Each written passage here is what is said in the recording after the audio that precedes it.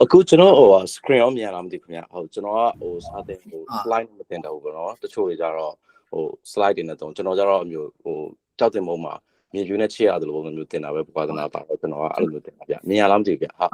presentation ပျောက်သွားပါတယ် presentation မတင်ဘူးကျွန်တော်ကဟိုဒါပေမဲ့ဟိုပေါ့နော်ကျွန်တော်က tablet နဲ့ကျွန်တော်ကဟုတ်ကဲ့ကျောင်းမှာဆရာတွေကြောက်တင်ပုံမှာကျွန်တော်မြေပြူကဲနဲ့တင်မြေပြူနဲ့တင်တယ်လို့ပုံစံမျိုးပေါ့နော်ချစ်ပြီးတော့ကျွန်တော်တင်ပါဟုတ်ကဲ့မြင်ရလားမသိဘူးဗျအခုကကျွန်တော်တို့ခုတော့မမြင်ရဘူးဗျမမြင်သေးဘူးလားပြောင်းတယ်နော်โอเคဟုတ်ကဲ့မြင်ရပြီလားမမြင်သေးဘူးနော်ဟုတ်မမြင်ရသေးဘူးအဲ့ဒါကျွန်တော်တစ်ချက်ပြန် share ကြည့်လိုက်ဟုတ် screen okay progress mode ထားလို့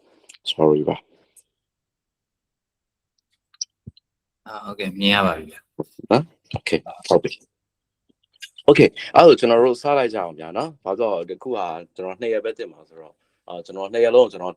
technical control ကြောင်းတင်ပါအခုကျွန်တော်ကဘယ်လိုတင်လဲဆိုတော့အရင်တော့ကျွန်တော် CompTI Surgery Plus ကိုကျွန်တော် full course တွေကျွန်တော်တင်တယ်ပေါ့အခုနောက်ပိုင်းကျကျွန်တော် strategy ချိန်လိုက်တယ်ကျွန်တော်ဘာလို့ CompTI Surgery Plus ကိုကျွန်တော် full course မတင်တော့အဲ့မှာကျွန်တော်ကဘာလို့တပိုင်းချင်းစီကိုကျွန်တော်ကဘာလဲအဲ့လိုမျိုးတစ်လောက်တစ်ပတ်ဖြစ်ကျွန်တော်ကအပိုင်းလေးနဲ့တင်သွားလိုက်မယ်အဲ့လိုမျိုးအပိုင်းလေးနဲ့တင်သွားတဲ့ခါကျတော့ဘာလို့တစ်လောက်မှတစ်ပတ်တင်သွားမယ်ဆိုရင်ပို့ပြီးတော့ဟိုနားထောင်တဲ့လူဘက်ကလည်း focus လုပ်ပါပို့လွယ်ကျွန်တော်တက်ကလည်းပို့ပြီးတော့ဘောနော်နည်းနည်းဟိုအားတဲ့အချိန်လေးကျွန်တော်အဲ့လိုမျိုးလုပ်ပေးရတဲ့ကြောင့်ဘာဖြစ်လဲဆိုတော့ဟိုနည်းနည်းပို့ပြီးအားဆိုင်ရပို့လွယ်တာပေါ့ focus ကြီးကြတော့ကျွန်တော်ကြတော့နောက်ပိုင်းကျတော့ကျွန်တော်အဲ့လိုမျိုးတင်တော့ចောင်းသားတွေကလည်းနည်းနည်း ban out ဖြစ်တယ်ကျွန်တော်လည်းနောက်ပိုင်းကျအလုပ်တွေအရင်များတော့တိတ်ပြီးတော့မတင်နိုင်တော့အဲ့တော့နောက်ပိုင်းကျကျွန်တော်ဒီလိုပုံစံမျိုးနဲ့သွားမှာအခုဆိုကျွန်တော်ကဒီ technical control ကကျွန်တော် CompTI Surgery Plus ထဲမှာကျွန်တော်ကအရင်ရေးကြည့်ရကျွန်တော် Canada မှာပါတဲ့ chapter တစ်ခုပဲအဲ့ပေါ့ဆိုကြပါတော့ဒီတစ်ပတ်မှာကျွန်တော်က technical control တင်သွားတယ် maybe နောက်တစ်ပတ်တွေကျရင်ကျွန်တော်ဖွင့်မဲ့တန်းကျကျွန်တော် maybe risk management တို့ဒါမှမဟုတ် cryptography တို့ဒါမှမဟုတ်ဆိုကျွန်တော်က disaster recovery PCP plan တို့ပါတော့အဲ့လိုအပိုင်းမျိုးတွေတစ်ခုချင်းကျွန်တော်တင်သွားလိုက်အဲ့တော့ဒီလိုအပိုင်းလေးတွေပေါ့နော်ကျွန်တော်ကဒီကျွန်တော်တစ်ပတ်အတန်းလေးကျွန်တော်အားလုံးပေါင်းသွားတဲ့ခါကျရင်နောက်ဆုံးကျရင်ဘာဖြစ်သွားမလဲဆိုတော့ကျွန်တော် CompTI Surgery Plus ကိုကာဝါဖြစ်သွားမယ်ပေါ့နော်အဲ့လိုကျွန်တော်ပြောချင်တာအဲ့တော့ကျွန်တော်ကအခုကျွန်တော် technical control ကြောင်းကျွန်တော်စပြီးတော့ကျွန်တော်ပြောကြည့်ဟုတ်ပြီနော်အရင်ဆုံးအနေနဲ့ကျွန်တော်ကပထမဆုံးစပြောမှာဟာ control ဆိုတဲ့စကားလုံးကိုကျွန်တော်စပြီးပြောပြပေးပါ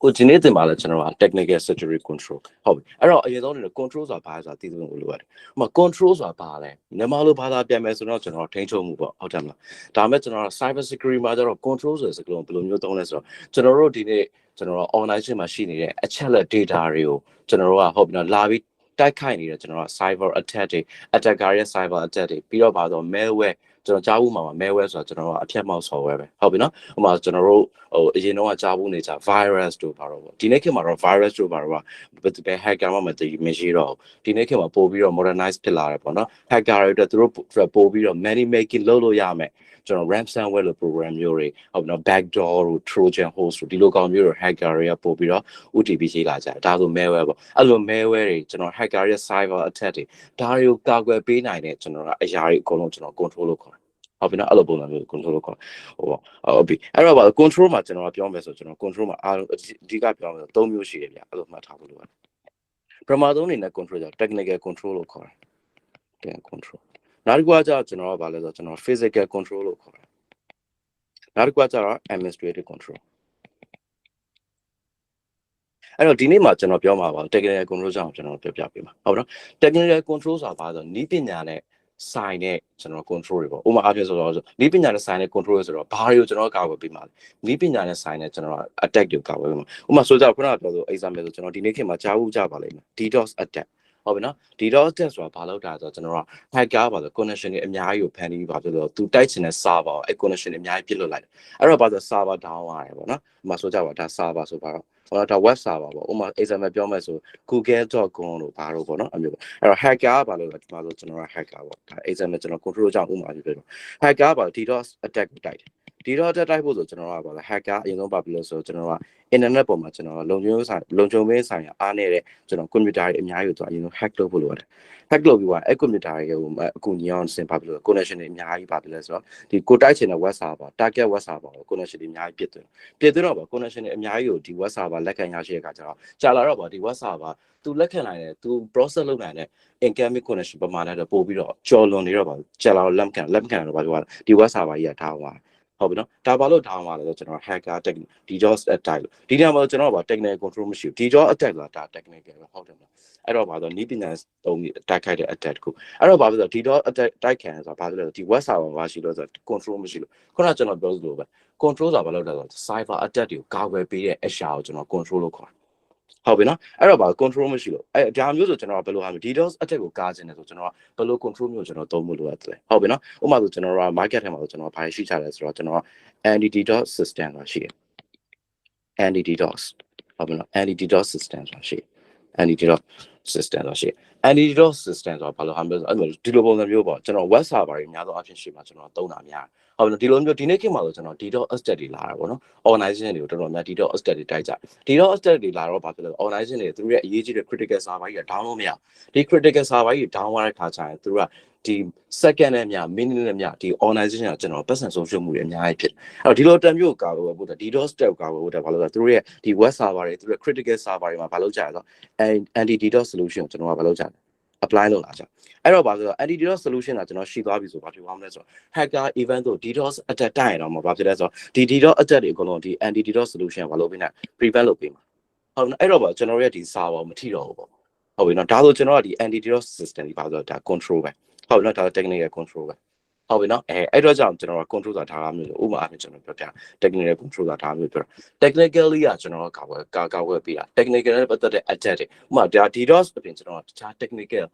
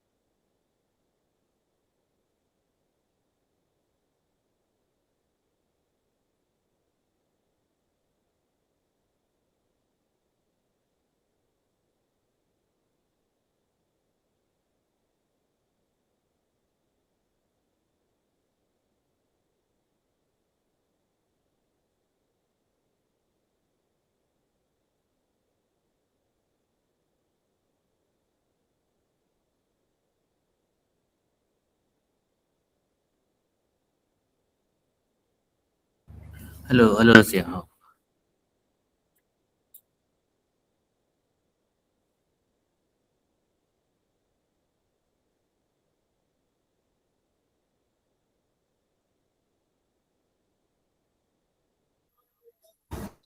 hello ကြား ဟုတ်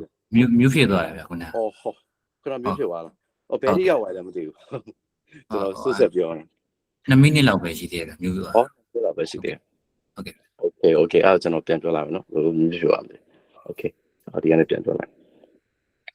အဲ့တော့ခဏကကျွန်တော် DDoS အကြောင်းလေးကျွန်တော်ပြောပြရလားမသိဘူးဟုတ်ပြောပြပါပြီပြောပြရနော်အဲ့တော့ဘာလို့ကျွန်တော်ကဒီနေ့ကျွန်တော်ကခဏပြောလို့ပေါ့နော်ဒါ technical control တွေရှိတယ် technical control ရှိမယ်ပြီးရင်ကျွန်တော်ကဘာလို့ physical control ရှိမယ်ပြီးရင် administrative control ရှိမယ်အဲ့တော့ဒီနေ့ကတော့ technical ကိုကျွန်တော်အဓိကအားပေးစောင်းတင်မှာပေါ့နော်ကျွန်တော်တို့ technical အဲ့တော့ဘာလို့ဟုတ်ပြီနော်အဲ့တော့ technical control တွေအများကြီးရှိတယ်ကျွန်တော်အများကြီးပဲဟုတ်ပြီနော်ဥပမာဆို example ပြောမယ်ဆို technical control ဆိုကျွန်တော်ကဒီနေ့အများဆုံးသုံးတာတော့ဘာလို့ EDR ဆိုကျွန်တော် technical control တွေကျွန်တော်သုံးကြတယ်ဟုတ်ပြီနော်ခုနကပြောတဲ့ကျွန်တော် anti DDoS solution တွေဒါလည်းကျွန်တော်ဒီနေ့ထည့်သင်ပေးပါမှာပါဟုတ်နော်ပြီးရင်ကျွန်တော်ကြားဘူးလိုက်မှာဘာလို့ firewall ဟုတ်ပြီဒါမျိုးနီးပညာဆိုင်ရာကျွန်တော်ကဘာလဲဆိုတော့ကျွန်တော်လုံခြုံရေးအတွက်အသုံးပြုတဲ့ control တွေဟုတ်ပြီနော်ဒီ technical control တွေကဘာကိုကာကွယ်ပေးတာကျွန်တော် technical attack တွေပေါ့ပြောတဲ့ဘောတာ hacker တွေကပါတော့သူတို့ရဲ့ဒီ technical သူတို့ရဲ့ skill set ကိုအသုံးပြုပြီးကျွန်တော်ကပါအသုံးပြုတိုက်ခိုက်တဲ့ attack တွေကိုကာကွယ်ပေးတဲ့ control တွေဒါကိုကျွန်တော် technical control လို့ခေါ်တယ်အဲ့တော့အဲ့မှာ technical control တွေအများကြီးရှိတယ်ကျွန်တော်ဘာသာ link မှာကျွန်တော်share လိုက်တော့လေကျွန်တော် course outline တွေ့ပါလိမ့်မယ် technical control မှာပါအများကြီးပဲဟုတ်ပြီနော်ဒီမှာ EDR တို့ ND တို့အများကြီးရှိအဲ့တော့ဒီ control တွေကအများကြီးကဘာလဲကွာဆိုဒီ control တွေက သူတို့သုံးတဲ့ use case ပေါ်မူတည်ပါ control တွေဘယ်နေရာမှာသုံးရမလဲဆိုတာကွာကွယ်ပြောချင်တယ်အဓိကပြောချင်တဲ့ဘောတရားဘာလဲဆိုတော့ technical control တစ်ခုတည်းနဲ့ကျွန်တော်က attack အကုန်လုံးမကာဝယ်ပေးနိုင်ဟုတ်ပြီနော်ဥပမာဆိုကြတော့ area တစ်ခုတည်းနဲ့ကျွန်တော်ကဘာလဲ DDoS ကိုမကာလို့မရ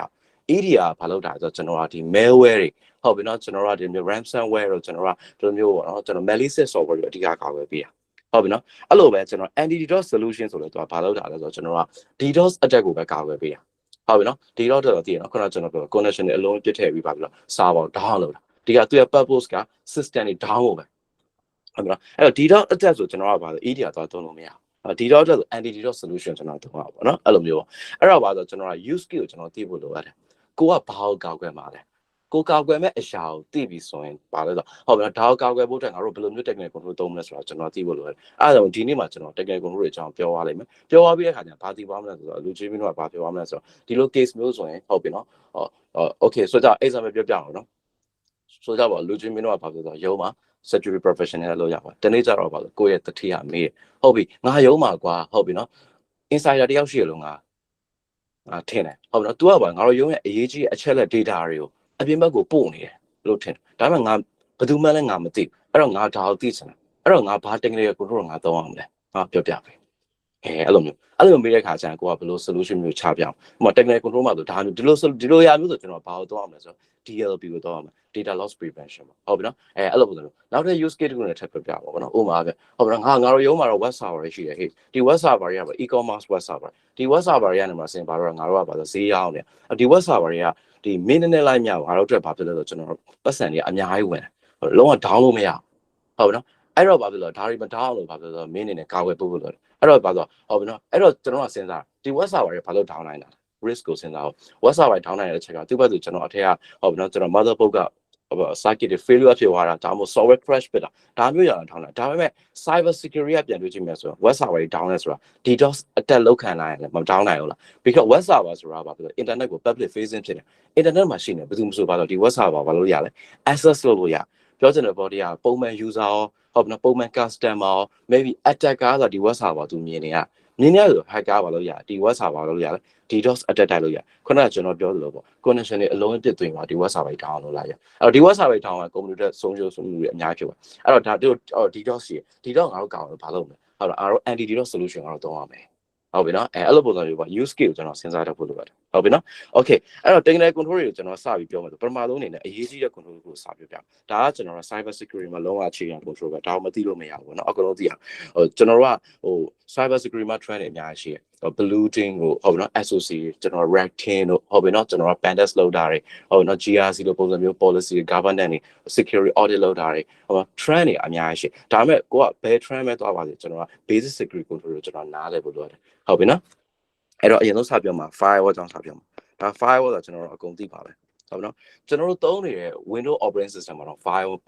ပါလာတာပေါ့ဟုတ်ပြီနော် RAM ထဲမှာကျွန်တော်ဘာလုပ်လိုက်မလဲ firewall.cp လို့ရလာရင်ကျွန်တော် firewall ရှိတာဟုတ်ပြီနော် okay Linux မှာဆိုလည်းကျွန်တော် firewall ရှိတယ်ဟုတ်ပြီနော် Ubuntu firewall ဟိုတော့ဆို IP table ဟုတ်ပြီနော်ဘယ် operating system မှာဆို firewall ရှိဟုတ်ပြီနော်အဲ့တော့ firewall အဓိက USJ ကဘာလဲရှင်းလေးပဲ firewall ဒီသူကအဓိကသူ့ရဲ့လောက်ဆောင်ချက်ဒီ filtering ပဲအဲ့ဒါမှတ်ထားပေး filtering ဟုတ်နော် filtering ဟုတ်နော်အဲ့တော့ filtering ဆိုတော့စစ်ထုတ်တာပေါ့ဟုတ်ပြီနော်အဲ့မှာဆိုကျွန်တော်တို့ကဘယ်လိုဟာမျိုးလို့ဥပမာပေးမလဲဆိုတော့ကျွန်တော်တို့ကဒါအိမ်တိန်လို့သဘောထားလိုက်ပေါ့နော်အိမ်တိန်မှာကျွန်တော်တို့ကဘာဖြစ်လဲဆိုတော့ကျွန်တော်တို့ကဘာဖြစ်ရှေ့မှာ chance 0ရှိရပေါ့ဟုတ်ဒီရှေ့မှာ chance 0ရှိပေါ့နော်ဒါအိမ်ပေါ့ chance 0ရှိအဲ့တော့ chance 0မှာကျွန်တော်ကဘာဆိုတော့ဒီဘက်မှာကျွန်တော်ကဘာလဲဆိုတော့ကျွန်တော်ကဟုတ်နော် face scan ရှိရပေါ့ဒါပြောကျွန်တော် face scan ဟုတ်ပြီနော်အဲ့တော့ဘာဖြစ်လဲဆိုတော့ကျွန်တော်လူတယောက်ကရောက်လာလူတယောက်ကဒီအိမ်ထဲဝင်ဖို့လုပ်တယ်အရင်ဆုံးသူဒီဘာလုပ်ရဆိုတော့ face scan လုပ်ရface scan လုပ်တဲ့ခါကျရင်ဘာလို့ဒီလူကဟုတ်ပြီနော်ဒီအိမ်က action ဒါမှမဟုတ်ဒီအိမ်ထဲမှာရှိနေမိသားစုတွေက family တွေကပါတဲ့လူတယောက်ဆိုရင်ဘာသူရဲ့ face scan မှန်ကန်တယ်ဆိုဒီလူဘာလို့ရအိမ်ထဲဝင်လို့ရဟုတ်ပြီနော်ဒါတကယ်လို့ဒါမှမဟုတ်ကျွန်တော်က stranger အပြင်လူပေါ့အပြင်လူတယောက်ကပါဒီအိမ်ထဲဝင်မှုစူးစမ်းဒါပေမဲ့ဒီလူကကျတော့ဘာဖြစ်လဲဆိုတော့ကျွန်တော်က face scan လုပ်ကြည့်ဒါပေမဲ့ဒါ stranger ဆိုတဲ့အကြောင်းတော့လူစိမ့်ဆိုတဲ့အကြောင်းပါတော့သူရဲ့ဒီ face scan မှာဒီလူရဲ့ကျွန်တော်မျက်နှာကျွန်တော်ကဟုတ်နော် pattern မရှိဘူး data မရှိတဲ့အကြောင်းပါတော့သူ့ကိုဘာလို့ recheck လုပ်လာပြီဒီလိုပဲပါလို့ပေးဝင်အဲ့လိုဒါ filter နဲ့လောက်တာပဲဒါ exam ပြောနေပေါ့တရားအဲ့လိုပဲရုံးမှာ chance 0လို့ပဲဟုတ်ပြီနော်ဘယ်သူပဲဝင်လို့ရမယ်ဘယ်သူဝင်လို့မရအောင်ဒါပဲ whitelist blacklist ဒါမျိုးကျွန်တော်ကလုပ်ပေးတာကျွန်တော်က firewall အဓိကယူရချက်ပဲဟုတ်နော်အဲ့တော့ filter နဲ့လောက်တယ်ဟုတ်ပြီ firewall filter နဲ့လောက်တယ် firewall ဘာကို filter လောက်တာ ဟုတ်နော်ဘာလို့ fader သူ fader လုပ်တဲ့အချက်3ချက်ရှိတယ်အဲ့ဒါမှတ်ထားပြီ firewall က fader လုပ်နံပါတ်1ချက်ဒီဘာလို့ဆို IP address ကိုလုပ်ပါတယ်တဲ့နံပါတ်2ချက်ဒီဘာလို့သူ fader လုပ်တာ port number ကိုလုပ်ပါတယ်တဲ့နံပါတ်3ချက်ဘာလို့ application လုပ်ပါတယ်ဟုတ်လား fader ဒါပဲလို့အဲ့တော့ဥပမာ example နဲ့ပြောကြည့်ရအောင်ဟုတ်ပြီနော် okay အဲ့တော့ဘာလို့ကျွန်တော်တို့ကဘာလို့ internet ကနေပြီးတော့ကျွန်တော်တို့ကဘာလို့ကျွန်တော်ရဲ့ organization ရှိမယ်ဒါကျွန်တော်တို့ organization ပေါ့နော်ဒါ organization နောက်ဘက်မှာ server ရှိမယ်ဟုတ်ပြီနော်ဒီဘက်မှာကျွန်တော် switch ရှိမယ်ဒီဘက်မှာ firewall ရှိမယ် okay ဒါကြီးကို firewall လို့ပြောတာ firewall ဟုတ်ပြီနော်ဒါကျွန်တော်ရဲ့ network ပေါ့ okay ဒီမှာကျွန်တော်ကဒါကျွန်တော်ရဲ့ user ရှိမယ်ဒီမှာကျတော့ကျွန်တော်တို့ကဘာလဲဆိုတော့ကျွန်တော်ကခုနကပြောလို့ပေါ့နော်ဒါ hacker ရှိမယ်ဆိုတော့နော် firewall အဲ့တော့ firewall မှာကျွန်တော်ကဘာရှိလဲတော့ကဘာပေါ်မှာရှိနေ firewall မှာသူတခုပဲရှိဘာမှမရှိဘူး firewall လို့ပေါ့အရင်ရုပ်ရှင်တယ်နော်ဘာမှမခက် firewall မှာတခုပဲရှိအဲ့ဒါဘာဆို ACL လို့ခေါ်တယ် access control လို့ဆိုခေါ်အဲ့ access control ကဘာပြောချင်တာလဲဆိုဘသူကဟုတ်ပြီနော် why ဘသူကတော့ဘာလို့ဆိုတော့လုံးဝကျွန်တော် legit ဖြစ်တယ်ဘသူကတော့ illegit ဖြစ်တယ်ဘသူကတော့ဝင်ခွင့်ရှိတယ်ဘသူကတော့ဝင်ခွင့်မရှိဘူးဒါသတ်မှတ်ပေးရဟုတ်ပြီနော် example ဆိုကျွန်တော်ကဒီလိုဟာမျိုးရိုးရိုးရှင်းရှင်းလေးပဲကျွန်တော်ပြောကြည့်ရဟုတ်ပြီနော်အဲ့မှာဒါဆိုကျွန်တော်ကဒီ server လေးပေါ့ဒီ server လေးရဲ့ IP address က 1.1.1 လို့သဘောထားလိုက်ဟုတ်ပြီနော် okay ဟုတ်ပြီနော် okay ဒီနေရာမှာကျွန်တော်တို့က source IP ရှိမယ်ဒီဘက်မှာ desk IP ရှိမယ် destination IP ရှိမယ်ပြီးတော့ဒီဘက်မှာကျွန်တော်က port ရှိမယ်ဒီဘက်မှာကျွန်တော်ကဘာလဲ action ရှိမယ်ဒါအကျဉ်းမြင်ပေါ့နော် okay အဲ့တော့ဒီ user လေးရဲ့ IPS က 1.2.3.4 အဲ့တော့ကျွန်တော်တို့သိတဲ့အတိုင်းပဲကျွန်တော်တို့ဒီနေ့မှာ network သုံးတဲ့လူတွေ internet သုံးတဲ့လူအကုန်လုံးမှာပါဆို IP address တစ်ခုမှရှိကြလူတိုင်းမှာ IP address ရှိကြဟုတ်ပြီနော် computer တိုင်း node တိုင်းမှာ IP address ရှိအဲ့ IP ကို firewall feeder လုပ်တာဟုတ်နော် hacker ရဲ့ IP ကျတော့ဘာဖြစ်လဲဆိုတော့ 5.6.7.8 လို့သဘောထားတာဟုတ်ပြီနော်အဲ့တော့ဘာဖြစ်လဲဒီ firewall engineer ဘာလုပ်လဲဆိုတော့ဟုတ်ပြီနော်သူကဘာလုပ်လဲဆိုတော့အလောက်လုပ်ပေးတယ်ဘာလုပ်ပေးလဲဆိုတော့ကျွန်တော်က source IP 1.2.3.4 ဘယ်လိုသွားမှာလဲကိုယ့်ရဲ့ server ဟုတ်နော်ကိုယ့်ရဲ့ organization မှာရှိတဲ့ server 1.1.1 ဟုတ်နော် port number ဘယ်လောက်နဲ့သွားမလဲဟုတ်ပြီဆိုကြပါတော့SSA ပေါ့22ပေါ့သွားမယ်ပြီး action ကပါလား ALLOW allow ဒါရေးပေးလိုက်ပြီးရင်ကျွန်တော်ကပါတော့ other ဘယ်ကောင်မလားဟုတ်ပြီနော် 1.1.1.1 ကိုဟုတ်ပြီနော်ဘယ်ပေါ်ပဲသွားဘာလုပ်မလဲဒီဘက်မှာ action ကပါလဲ deny DNY deny ဟုတ်ပြီ deny လို့အဲ့တော့ဒီမှာကြည့်အောင်အဲ့တော့ user လေးကဘာဖြစ်လဲဆိုတော့ကျွန်တော်ကဟုတ်ပြီနော်ဘယ်အဆက်လုပ်လဲ user လေးက 1.1.1 သွားမယ်ဟုတ်ပြီ1.1ဒီ server သွားမယ်အရင်ဆုံးသူကဘာလုပ်ရလဲ 1.1 တော့သွားဖို့အရင်ဆုံးသူကဘာဖြတ်ကဒီ firewall လေးကိုစဖြတ်ကဟုတ်နော်အဲ့တော့ firewall ဖြတ်ပြီဆိုတော့ firewall ကိုအရင်ဆုံးနေလာကြည့်လိုက်ဟုတ်ပြီနော် connection ခုငါးစီကိုလာပြီး hit ပြီငါးစီရောက်လာအဲ့တော့ဟုတ်ပြီဘယ်ကောင်လာ hit တာလဲဟာဆိုဘာလို့သူရဲ့ IP address ကိုကြည့် 1.2.3.4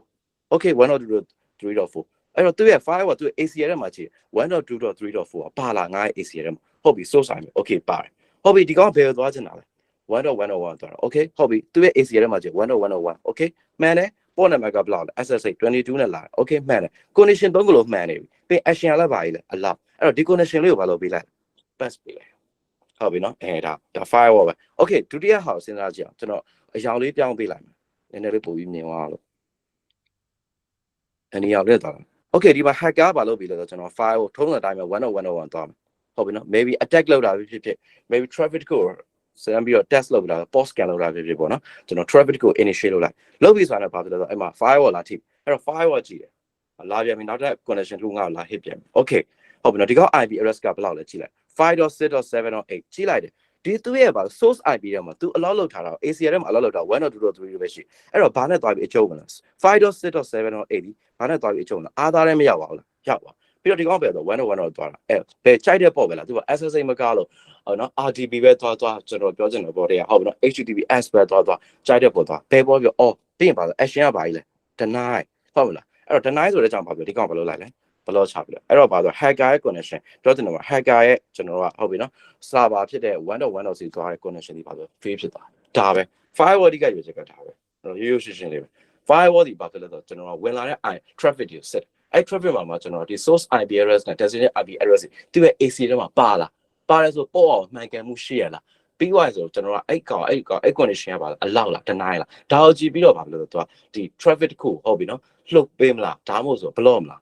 ဒါပဲလုပ်တယ်ကျွန်တော်မှမလို့ firewall လုပ်ဖို့အရင် simple ဖြစ်တယ်ဘာမှရိုးရိုးရှင်းရှင်းလေးပဲဘာမှဒါပဲဟုတ်ပြီနော် okay အဲ့တော့ဒါကြတော့ကျွန်တော်ကဘာဖြစ်လို့ whole run firewall ပြောတာတဲ့ whole run firewall ဆိုတာဘာလို့ firewall မှာဘာဖြစ်လို့ကျွန်တော်ကဘယ်လိုမျိုးရှိလဲ layer 3 4ဆိုတာ firewall ဆိုတာရှိ layer 3 4ရှိရယ်နောက်တစ်ခုက layer 7 firewall ဆိုတာရှိဟုတ်ပြီနော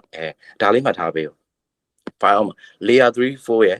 firewall တွေကပါတော့ layer ရယ်နဲ့လောက်တာဘာဖြစ်လို့ဒီမှာဆိုကျွန်တော်ကြည့်ကြည့်ရအောင်ဟုတ်ပြီနော်ကျွန်တော်ခဏကျွန်တော်ပြောခဲ့တာမှတ်မိလားမသိဘူး firewall တွေကကျွန်တော်ကဘာလဲဆိုတော့ကျွန်တော်ကဟုတ်ပြီနော်သူ့မှာဘာဖြစ်လို့ကျွန်တော်က fader လုပ်တဲ့ခါကျရင်3ချက်နဲ့ fader လုပ်တယ်လို့ပြောပြပါတယ်ဟုတ်ပြီနော်ပထမတစ်ခုဒီပါဆို IP address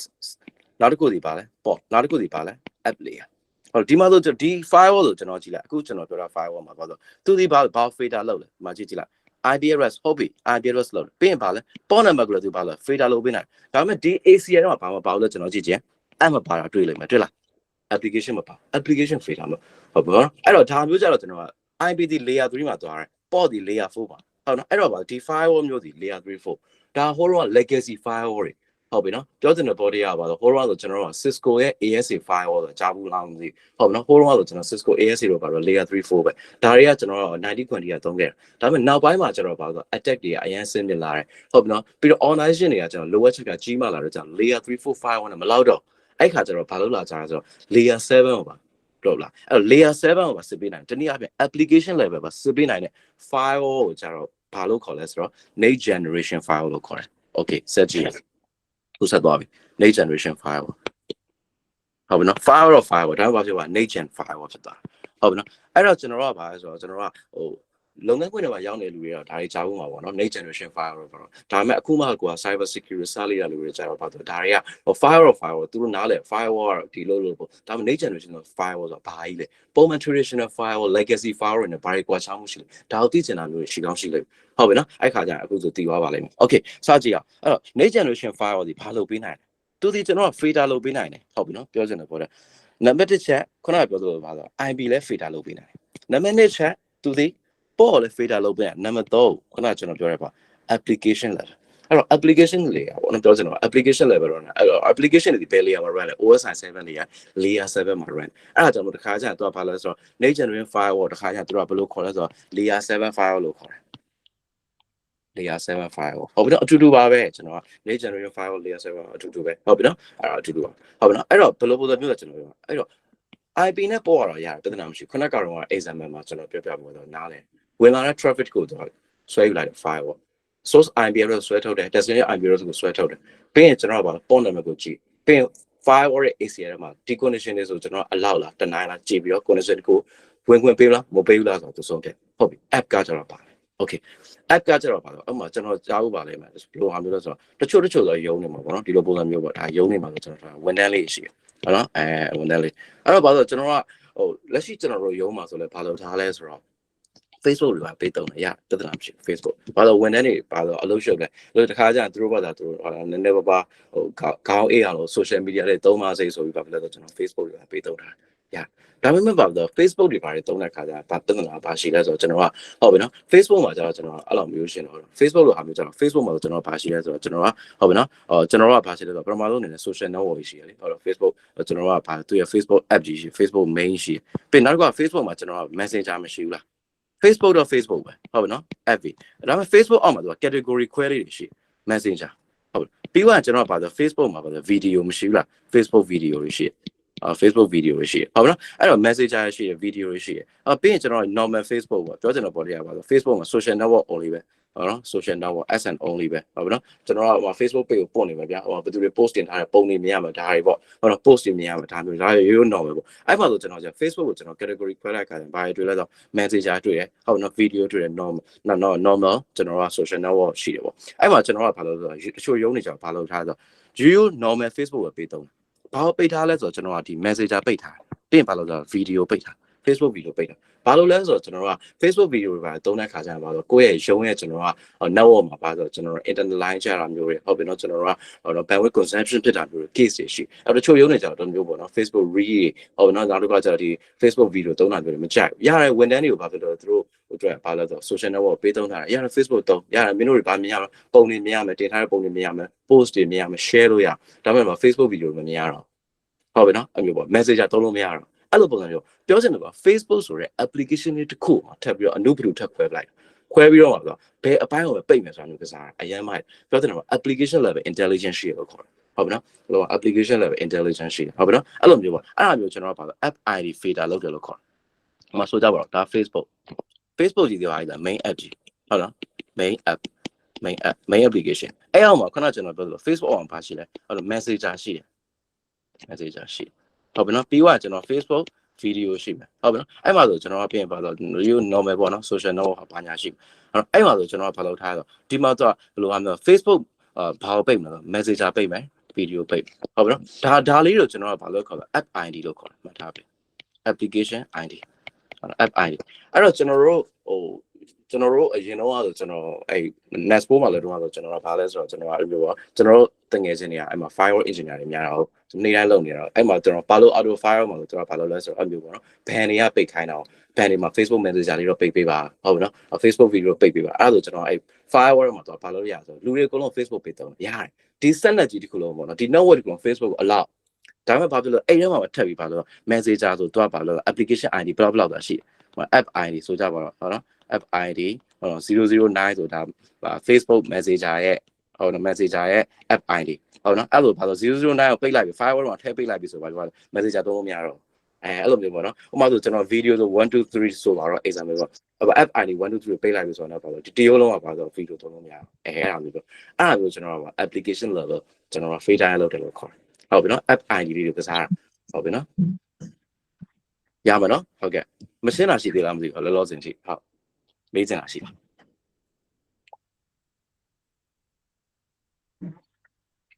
ဟုတ်ပါမေးချင်တာရှိရင်ဟုတ်မေးချင်တာရှိမေးလို့ရနော်ဟုတ် okay အဲ့တော့ကျွန်တော်ဆက်သွားလိုက်မယ်နော်ပြီးသွားရင်ကျွန်တော် break မပိတ်ခင်မှာဆက်ကျွန်တော် quiz time လေးကျွန်တော်ဖွင့်ပြပါမယ်ဟုတ်ပြီနော်အဲ့တော့ဒါမျိုးပေါ့နော်အပြောကျွန်တော်ပြောတာ layer 7 file next generation file နဲ့ပါကွာဆိုတော့ဒါတော့တိလောက်ပြီးထင်တာပဲဟုတ်တော့မှတ်ထားရမှာတခုပဲရှိတယ် concept က file တွေအကုန်လုံးဒီ filter ရမယ်လို့ဒါပဲဟုတ်ပြီနော်ဟိုတော့ layer 3 4 file တွေဒီ IP နဲ့ပေါ့ပဲစစ်ပေးနိုင်တယ် next generation file ဒီဘာဖြစ်လဲဆိုတော့ application level filter လုပ်ရ application မှာ application centric လို့ခေါ်ရဲကျွန်တော် app id level filter လုပ်ရဒီ application တခုလုံးကျွန်တော်ပိတ်တာမဟုတ်ဒီ application မှာပါတဲ့ component လေးကိုပိတ်တယ်ဟုတ်ပြီနော်အဲ့လိုမျိုးလုပ်လို့ရnext generation file လို့ခေါ်ဥပမာ next generation file မှာဆိုကျွန်တော်နာမည်ကြီးဆိုကျွန်တော်ဘာရှိလဲဆိုတော့ Palo Alto ပေါ့လူများတော့ဒီလို့ခေါ်တာပေါ့နော် Palo Alto ဆို America မှာရှိနေတဲ့ကျွန်တော်နာမည်ဟိုပါပေါ့ province တစ်ခုရဲ့ကျွန်တော်ကနာမည်ပါ Palo Alto ဟုတ်နော် Palo Alto လို့ကြားဖို့ပါလိုက်မယ်ကျွန်တော်က Chapwine လို့ပါတော့ဟုတ်နော် Chapwine လို့ကျွန်တော်ကဟုတ်နော် Cisco ဆိုကျွန်တော် Firepower ပေါ့ CIS Firepower FTD ပေါ့နော် Firepower Threat Detection စသဖြင့်အများကြီးရှိပါတယ် firewall vendor တွေနောက်ပိုင်းကျတော့များလာတော့ဗောနော်တခုနဲ့တခုမှာဒါပေမဲ့ Palo Alto တို့ Chapwine တို့ကတော့ဒါ legacy တွေပေါ့ဒါတွေကတီးထားဖို့လို့တော့ဗောနော်ကိုကလုပ်ငန်းခွင်တွေကတော့ဒါတွေမကြားလို့မရဘူးကြားလာလိုက်မယ်ကောင်းပြီဟုတ်ပြီနော် okay နောက်တစ်ချက်ကပါလို့ကျွန်တော်တခုထပ်ပြောချင်တာဟိုတချို့တွေထင်နေတာရှိရပါတော့ဟို firewall ကအတက်တွေကိုကာနိုင်လားဗောနော် firewall က cyber အတက်တွေကာနိုင်လားတဲ့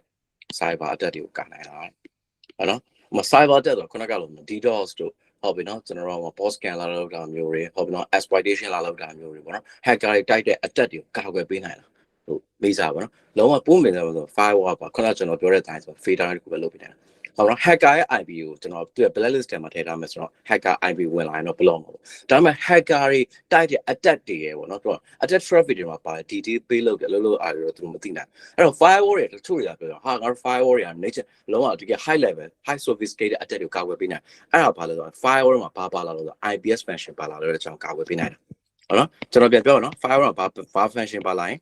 IPS function IPS ဆိုတာ intrusion prevention system လို့ခေါ်တယ်intrusion prevention system နော် intrusion prevention system အဲ့ function ပါလာရင်တော့ဘာလို့ firewall ပါတော့အလုံးတစ်ခုလောက်ပါ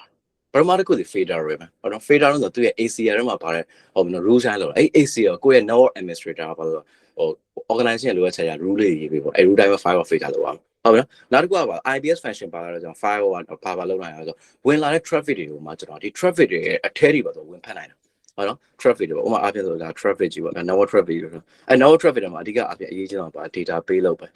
payload လို့ခေါ်တာပေါ့ payload ဆိုတာဘာလို့လဲဝင်လာတဲ့ traffic ကိုတော့ပါတယ်သူရဲ့ pattern ပဲဟုတ်ပြီနော်သူရဲ့ payload အဲ payload တွေတစ်ခါကျတချို့ payload တွေကတော့ဒါ data ပို့တဲ့ payload တွေရှိတယ်ဟုတ်ပြီတချို့တွေကကျတော့ connection initiate လုပ်တဲ့ payload တွေရှိတယ်တချို့ connection ကလုံးဝ attack payload တွေရှိတယ် အဲ့လို attack ပေးလို့မျိုးဆိုကျွန်တော်က IBS ကပါဆိုတော့ဘာလို့လဲဆိုတော့ဒီ attack ပေးလို့တွေပါဝင်လာ traffic တိုင်း traffic တိုင်းပါတော့ပေးလို့ထိပါဝင်ဖတ်ပြီးဒီပေးလို့ကိုကြည့်ပါလားအဲ့တော့ဒီ traffic ကဒါ attack ဟုတ်လားမဟုတ်လားဆိုတော့စစ်ဆေးပြီး attack ဖြစ်ပြီဆိုတော့ဘာလို့ stop လုပ်လိုက်တာပေါ့နော် block ပြတာပေါ့နော်တော့ဝင်လို့မရအဲ့ဒါကြောင့်မပြောအဲ့ဒါဆိုတော့မှတ်ထားမှာ firewall ကိုလာမေးတဲ့အခါ maybe or interview မှာဖြစ်ဟိုလုပ်ငန်းဝင်မှာဖြစ် firewall IBS ကို sorry firewall attack တွေကိုကာကွယ်နိုင်တာဆို default ရလို့မကာကွယ်နိုင်ဘူးဒါပေမဲ့ firewall မှာ IBS function ပါလာတော့ကာကွယ်နိုင်တယ်လို့ပြောလို့ရဟုတ်ပြီနော် okay နော် okay အဲ့ဒါမှတ်ထားဖို့လိုတယ် okay ဆက်ပြောရမှာပါ next generation firewall နည်းနည်းလေးဆက်ပြီးပြောလို့ next gen firewall next gen firewall ကဘာကွာရိုးရိုး firewall တွေထပ်ဘာကွာလဲဆိုတော့ကျွန်တော်နည်းနည်းလေးပြောပြချင်အဲ့တော့ next generation firewall နံပါတ်1ချက်ဒီဘာဖြစ်သွားလဲဆိုတော့ဟုတ်ပြီနော် F ကို feed ထားလို့ရဟုတ်နော် F ကို feed ထားလို့ရ feed ထားလို့ရ okay နောက်တစ်ခုကကြောင့် next generation firewall ဆိုတာဘာလို့ရလဲဆိုတော့ firewall default firewall ပဲနေဆိုကြပါလူချင်းမင်းတို့ကကိုယ့် company မှာဘာဖြစ်လဲဆိုတော့ firewall ဝယ်မယ်ဟုတ်ပြီနော်အဲ့တော့ကိုယ့်ရဲ့ boss ကလည်းရရဝယ်ဟိုလုပ်ငန်းလိုဝယ်ချက်ရအောင်တော့ firewall ဝယ်လို့လာပြီအဲ့တော့ firewall ဝယ်မယ် okay firewall အဲ့တော့ဘာ firewall ဝယ်မယ်next generation firewall လို့ဝယ်မှာပေါ့ next generation firewall ဆိုဘာဖြစ်သွားလဲဆိုတော့ app level ပဲ feed ထားလို့ရတယ်ဟုတ်ပြီနော်ဝန်ထမ်းတွေကိုလည်းကျွန်တော် application level control လုပ်လို့ရတယ်ကောင်းတယ် okay ရအဲ့တော့ကိုက next generation firewall ဝယ်ပြီးတာနော် firewall မှာဘာပဲရမယ်ဆိုတော့ F feed ထားတဲ့တစ်ခုပဲရ IP feed ထားလို့ရမယ်ဟုတ်တော့ port feed ထားလို့ရမယ်ပြီးရင်ဘာလဲ F feed ထားလို့ that's all ဒါပဲဟုတ်ဒါမဲ့ပါ next generation firewall vendor company ကသူဘာလုပ်ပေးထားတော့ဆိုတော့နောက်ထပ်တစ်ခုလုပ်ပေးတာ service တစ်ခုလုပ်ပေးအဲ့ဒါကြောင့်ဘာလဲဆိုတော့ကျွန်တော်ကတခြား license တွေထပ်ဝင်လို့ရမဆိုကြပါဒီဓာတ်ရ firewall ကြီးပေါ့နော် NG next generation firewall ဆိုကြကိုကဘာပြောအဲ့ပါဟုတ်နော် boss ကထပ်ပြောဟုတ်နော်ဟာဟုတ်ပြီနော်ငါတို့ firewall တော့ရပြီဒါပေမဲ့ငါတို့ကဘာဖြစ်လဲဆိုတော့ငါတို့ online ရှင်းရဘာဖြစ်လဲဆိုတော့အထက်မှာရှိနေအချက်လက်တွေအရေးကြီးတယ် data တွေအရေးကြီးအဲ့တော့ဘာလို့ hacker တွေလာပြီး attack လုပ်နိုင်တယ်အဲ့တော့ကြောင့်ဘာလို့ငါတို့ဒီ attack တွေကိုကာကွယ်ဖို့လိုရတယ်အဲ့တော့ဘာလို့မင်းရဲ့ next generation firewall ကဒီ cyber attack တွေကိုကာကွယ်ပေးနိုင်လား maybe မင်းကကြာရင်ကိုကပြန်ပြောအောင်မရဘူးလေဘာလို့ firewall filtering မယ်ဟောနော်ပြောချင်တဲ့ body ကဒီ wireless blacklist ပဲ XCA တော့ပါတဲ့ traffic ကို motivate သူက reject လုပ်မယ်အလားလုပ်မယ်ဒါပဲကျွန်တော်သူမသိဘူးပြောချင်တဲ့ body က attack traffic တွေဝင်လာတဲ့ခါကျပေးလို့သူစစ်ပေးနိုင်တဲ့ intelligent မရှိဘူးဟုတ်ပြီအဲ့တော့တတိယပြန်မှာအဲ့တော့ဟုတ်ပြီကွာအဲ့ဒါဆိုငါတို့ဘာဝယ်ဖို့လိုရလဲ attack တွေကငါဒီသက်ချင်းဟာအဲ့ဒါဆို boss ဘာလို့ IPS ဝယ်ရ IPS ဟာအဲ့ဒါဆိုဘာလဲ IPS တခုငါထပ်ဝယ်ရမလို့ next generation firewall ဝယ်ထားပြီးပါဆို IPS ကို license ထပ်ဝယ်လို့ရဥပမာဆိုကြ example မှာဆိုဘယ်လိုပြောမလဲဆိုတော့ကိုက Palo Alto firewall ဝယ်လိုက်တယ်ဆိုပေါ့ Palo Alto firewall ဝယ်တဲ့ခါကျရင် platform မှာ next generation firewall ဒါပေမဲ့ Palo Alto စီကလည်း license ထပ်လို့ရဟာ Palo Alto တွေငါတို့ကဘာလို့ attack တွေလည်းကာကွယ်ဖို့လိုရတယ်အဲ့တော့ငါတို့ IPS license ဆိုလိုတယ်ဟေ့အဲ့တော့ငါတို့ IPS license လေးရအောင်ပါလားအဲ့ကြောင့် Palo Alto ကိုရအောင်ယူရတယ်ပြဿနာမရှိဘူးPalo Alto ကဘာကိုယ့်ရဲ့ firewall စီဘာ push လိုက်လဲဆိုတော့ IPS license နဲ့ push ပေးလိုက်တယ် IPS license ထည့်ပေးလိုက်အဲ့လိုကိုယ့်ရဲ့ firewall ဘာဖြစ်သွားလဲ function တစ်ခုဖြစ်သွားတယ်ပထမတစ်ခုဒီပါလဲ firewall နောက်တစ်ခုဒီပါလဲ IPS နော်အဲ့တော့ box တစ်ခုတည်းပဲ control တစ်ခုတည်းပဲဒါမှမဟုတ်ပါတော့ function တစ်ခုရဟုတ်နော် firewall IPS ဟုတ်နော်ဒါမျိုးပြောချင်တာဟုတ်ပြီနော်အဲ့လိုမျိုးပေါ့အဲ့ဒါကြောင့်မို့ကျွန်တော်က next generation firewall တော်တော်များကျွန်တော်ဟို experience ဆိုဘာဖြစ်လဲဆိုတော့အရင်တော့ band တွေကိုကျွန်တော်တို့တော်ပြီးတော့ဟိုဗောနော်အဲ့လိုမျိုးစေးနဲ့တော်ပြီးလိုက်သွားပြီးတော့စေးပါရောင်းမှုပဲအဲ့လိုမျိုးအဲ့တော့ကြောက်ဘာဖြစ်လဲဆိုတော့ကျွန်တော်တော်များ band တွေတော်များဒီ next generation firewall တွေဝယ်တဲ့ခါကျရင်သူက firewall တည်တဲ့တစ်ခုတည်းမဟုတ်ဘာဝယ်လဲဆိုတော့ IPS license ဝယ်လေးဝယ်ထားရှိကြဟုတ်ပြီနော်ဘာလို့ဆိုတော့မဟုတ် IPS တစ်ခုထပ်ဝယ်ရမှာဗျာပြောစင်တော့ပြောတာအလုံးတစ်ခုရှုပ်တာပါဟုတ်လားမဆိုကြပါတော့ဒီမှာလို့ကိုက next generation firewall တစ်ခုနောက်ကကျတော့ IPS တစ်ခု IPS အဲ့တော့ device ကြီးနှစ်ခုထပ်ဝယ်ရနောက်တော့ device တစ်ခုတော့ထပ်ပြီးကိုက implementation တွေလုပ်ရမယ်သူတက်ကျွန်တော် power တွေကျွေးရမယ်သူတက်ကျွန်တော် network cable တွေ connect လုပ်ရမယ်ဟုတ်နော် route တွေစဉ်းစားရအောင်မယ်အဲ့တော့ဒီမှာ box ကဘယ်နှခုပြောနှစ်ခုဖြစ်သွားဟုတ်ပြီနော်အဲ့တော့ထိမ့်သိရတာပို့ပြီးလို့ရှုပ်တာဟုတ်တော့ဒီမှာကျတော့ဘာဖြစ်လဲဆိုတော့ box ကတစ်ခုလည်းပဲ file plus ပါလား IPS function ရတယ်အဲ့ဒါမျိုးပါဟုတ်ပြီနော်အဲ့တော့ဒါလေးကပို့ပြီးတော့ maintain လုပ်ရတာပို့ပြီးတော့လွယ်တာပေါ့နော်ဒါပေမဲ့ကျွန်တော်မှတ်ထားအောင်ပါတချို့ဆို online ရှင်းတွေကဒီလိုမျိုးခွဲထုတ်ထားမျိုးရှိဟုတ်ပြီနော် file next generation file ကမင်းက next generation file အလုပ်ပဲလုပ်သွား IPS လို့ဆံမလို့ဟုတ်တော့ IPS က IPS လို့လုပ်လိုက်မှာအဲ့လိုမျိုးခွဲထုတ်ထားမျိုးရှိအဲ့လိုမျိုးကျတော့ဘယ်လိုဟာမျိုးမှလုပ်လဲဆိုတော့တကယ်ကိုအရင်ကြီးတဲ့ band ကြီးမှာလုပ်တယ်ကျွန်တော်ဒီ time မှာဆိုတချို့ band တွေမှာဆိုကျွန်တော်လုပ်တယ် band name တော့ပြောလို့မရအောင် confidential ရအောင်နော်သူတို့မှာဆိုကျွန်တော် IPS ကတက်ကိုထားတာဘာဖြစ်လဲဆိုတော့သူတို့ကပါဒီ second နဲ့မြပါ traffic တွေအများကြီးပဲအဲ့ traffic တွေအများကြီးကဘာဖြစ်လဲဆိုတော့ကျွန်တော်ကပါဆို file ကို hit တဲ့ခါကျ file ကိုအလုံးတစ်ခုလုပ်တဲ့ခါကျဒီ file မှာရှိနေတဲ့သူရဲ့ processor ပါဆိုတော့အဲ့လောက်ထိ wall ကမခံနိုင်တော့ဘာလို့ file ဘာလို့အဲ့လိုမျိုး box ကိုလည်းစဉ်းစားကြည့်လေ traffic ကတစ်စက္ကန့်အောင်ကျွန်တော်1000နဲ့ချီပြီးဝင် hit တဲ့ခါကျဒီ firewall တစ်ခုလည်းမှရှိနေ CPU လေးကဘာလို့ရလဲဆိုတော့ traffic ကိုလည်း filter လုပ်ရတယ်ပြီးရင်ဘာလဲ IPS function ဖြစ်တဲ့ payload ကိုလည်း check လုပ်ရအဲ့တော့ဒီ CPU လေးတစ်ခုက function တစ်ခုလုပ်တဲ့အတွက်ကြောင့်ဘာဖြစ်လဲဆိုတော့ overheat တွေဖြစ်ကုန် နောက်ဆုံးကြောက်ပါမနိုင်တဲ့ခါကျတော့ crash ဖြစ်သွားတယ်ဖြစ်တယ်အဲ့ဒါကြောင့်မို့ကျွန်တော်တချို့ online မှာကျတော့ဘာလုပ်လိုက်လဲဆိုတော့ okay traffic စစ်လိုက် traffic claim ပြီးဆိုတာနဲ့ IPS ကိုရအောင် IPS ကလို့အမှဆိုပါတော့ next generation file ပါလေဒီ topology မှာဆို next generation file သူရဲ့ core processor နဲ့သူ IPS ကသူရဲ့ core processor နဲ့ processor အဲ့တော့ဘာဖြစ်လို့ကျွန်တော်လုတ်ရပါ split လုတ်လို့ဖြစ်သွားအဲ့တော့ဘာလို့ကောင်းဒါမျိုး performance တော့အရင်ကောင်းဒါပေမဲ့ဘာဖြစ်လဲဆိုတော့ maintain နဲ့ box နဲ့ကို maintain လုပ်ရတယ်နောက်တစ်ချက်ဘာဖြစ်လဲဆိုတော့ကျွန်တော်က CNG ဒီ option ဒါမှမဟုတ်တချို့တကယ်ကို mission critical နေရာပြောရဟုတ်ပြီနော်ခုနကလိုမျိုးပေါ့ bank heavy ပါလို့ကျွန်တော် second option ကျွန်တော်သုံးကြတော်တော်ဘန်လောက်ကတော့ဒါရတယ်ပြဿနာအပေါ်ကလိုမျိုးပြဿနာ box screw ထဲမှာ file ထဲမှာကျွန်တော် IPS function ဝယ်လိုက်ပြီးလို့ရ AC ပဲနော်ဒါမျိုးလေးပေါ့ဒါတော့ကျွန်တော်ကြုံခဲ့ဘူးတဲ့ experience လေးဥမာပြင်ပြောပြပေးရပါတော့နော်ရပါနော် okay ဒါဆို next generation file ကဘာကြီးလဲဆိုတော့ကျွန်တော်လည်းသိသွားလို့ထင်ပါတယ်ဟုတ်ပြီနော် okay နောက်တစ်ခုဆက်ပါနောက်တစ်ခုကကျတော့ပါလို့ UTM အကြောင်းပြောမှာဗျ UTM okay UTM ဘာကြီးလဲ Unified Threat Management UNIFID Unified Threat Management ဟုတ်နော်ဥပမာလေးနဲ့ဆိုတော့အဲ့တော့ဆိုကြပါတော့ကျွန်တော်တို့ကြားဝင်မှာ all in one ဆိုတာလေတခုတည်းနဲ့အကုန်ရဟုတ် all in one ဟိုကဘယ်နေရာမှာကျွန်တော်တို့မြင်ဘူးအများဆုံးမြင်ဘူးကြမှာပါဆိုတော့ကျွန်တော်ကဟုတ်ပြီနော်ဟိုချို့ printer တွေမြင်ဘူးလိမ့်မှာပေါ့နော် all in one printer ဟုတ်ဒီကောင်ကြီးကဘာလဲ printer လည်းလို့ရဟုတ်ပြီးရင်ဘာလို့ရကျွန်တော် fax လည်းပို့လို့ရဟုတ်နော်ပြီးတော့ကျွန်တော် scan လည်းဖတ်လို့ရဟုတ်ပြီးရင် copy ရလည်းရဟုတ်အဲ့တော့သူ့မှာပါတော့ကြည့်လိုက်တော့ပါ box ကတစ်ခုလေပါ one box ပဲနော် device ကတစ်ခုလေပါ function ကဘယ်နှခုရ၄ခုရဟာမိုက်တာပေါ့နော်၄ခုတော့ရဟုတ် switch army night လို့၄ခုတော့ရအဲ့တော့ဒါမျိုးမိုက်တာပေါ့ဟုတ်နော်ဒါအဲ့လိုမျိုးပဲကျွန်တော် cyber security မှာလည်းအဲ့လိုမျိုးရှိ UTM ဆိုအဲ့လိုပုံစံမျိုးပဲ UTM ကျတော့ဘာလို့ကျွန်တော်ခုနက box ကတစ်ခုလေ device တစ်ခုလေအဲ့ device မှာတော့ဘာရလဲဆိုတော့နော်ပုံမှန်အပြင် firewall လည်းရဟုတ်နော် firewall ရပြီးရင်ဘာလို့ URL filtering ရURL filtering ဆိုတာဘယ်လိုဟာမျိုးလဲဆိုတော့ခါကျကျွန်တော်တို့ employee ဝန်ထမ်းတွေက website တွေပါသွားလိုက်တဲ့အခါကျရင်အဲ့ website ကကျွန်တော် hacker compromise လုပ်ထားတဲ့ website တွေလည်းဖြစ်နိုင်တယ်ခါကျရင် website တွေကကျွန်တော် company နဲ့ policy ကမတင်တော့တဲ့ website မျိုးတွေပေါ့နော်ဥပမာပြ gambling website မျိုးတွေသွားတာမျိုးတွေဟုတ်ပြီနော်ကျွန်တော် dark web သွားတာမျိုးတွေအဲ့လိုမျိုးပေါ့နော်ဒီလိုမကောင်းတဲ့ website တွေသွားတာမျိုးတွေကိုကျွန်တော်ကကာကွယ်ပေးလို့ရပေါ့နော်အဲ့တော့သူ့မှာပေါ့ URL filtering မှာကျွန်တော်ကဘာဆိုတော့database ရဲ့အဲ့တော့ကျွန်တော် bad URL တွေထည့်ပေးတာလူတယောက်ကပါတော့ဒီ URL bad URL ကိုသွားပြီးစာနဲ့ auto block ပေးတာပေါ့နော်အဲ့မျိုးURL filtering ပါတယ်ပြီးတဲ့ခါကျရင်ကျွန်တော်နောက်ခုနကကျွန်တော်ပြောခဲ့သလိုပါလဲဆိုတော့ IPS function ပါတယ်ဟုတ်နော်ပြီးနောက်တစ်ခုကျ sandbox ပါတယ်ပြီး sandbox ဆိုတော့ပြီးကျွန်တော်နောက်ပိုင်းကျပြောပြပေးမယ်နော် sandbox လို့ပါဆိုကြပါတော့အများကြီးပါဒီမှာဆိုကျွန်တော်ကြည့်ချင်း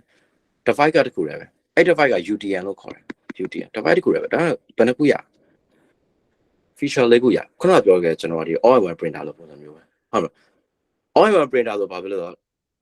device တခုပဲဝယ်ရလေးခုရခုနကပြောကျွန်တော် fast machine တက်ထက်ဝယ်စမ်းမလို့ scanner ထက်ဝယ်စမ်းမလို့ copy ထက်ဝယ်စမ်းမလို့ device တခုတော့ဟာမိုက်အကုန်တော့ UTM နဲ့အဲ့တိုင်းပဲ firewall IPS ဟုတ်ပြီနော် sandbox အကုန်ဝယ်လို့ရနောက်တစ်ခုကခုန next generation firewall နဲ့ UTM နဲ့မကွာတဲ့ချက်ကိုကျွန်တော်လုံးဝပြောပြ next generation firewall က IPS license IPS function လို့ကျွန်တော်ဆိုရင်ဘာလို့ရလဲ IPS license ထက်ဝယ်ရအဲ့ license ဝယ်တော့မှဘာလို့အဲ့တော့သူ firewall ထဲမှာဘာလို့ IPS license push ပေးအဲ့တော့မှကျွန်တော် box လေးရ IPS function firewall ရပါဒီ UTM မဟုတ်ဒီ device ကိုဝယ်ပြရတယ်ဒီ license တွေအကုန်လုံးဘာမှထက်ဝယ်ကြမလို့အကုန်ပါပြီးသား additional license ထက်ဝယ်ကြမလို့ UTM ဝယ်တာဒီ feature အကုန်ပါပြီးသား30ဟုတ်ပြီနော်အကုန်တော့ပတ်စံတွေပြားမထက်ပြီးပေးစံမလို့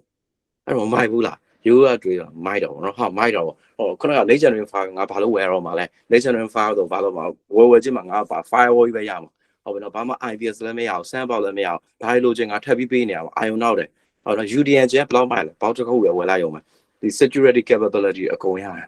အဲ့တော့ငါ UDN ပဲဝယ်မှာပေါ့လို့ကျွန်တော်တွေးကောင်းတွေးမိတယ်ဟုတ်ဘာကွာလဲဆိုတော့ UDN နဲ့ next generation file မှာကွာတဲ့ချက်ရှိတယ်UTM ခဏတော့နော်ကျွန်တော် comparison လေးပါလုပ်ပြပေးမယ်ဒါပိုပြီးမြင်သွားလို့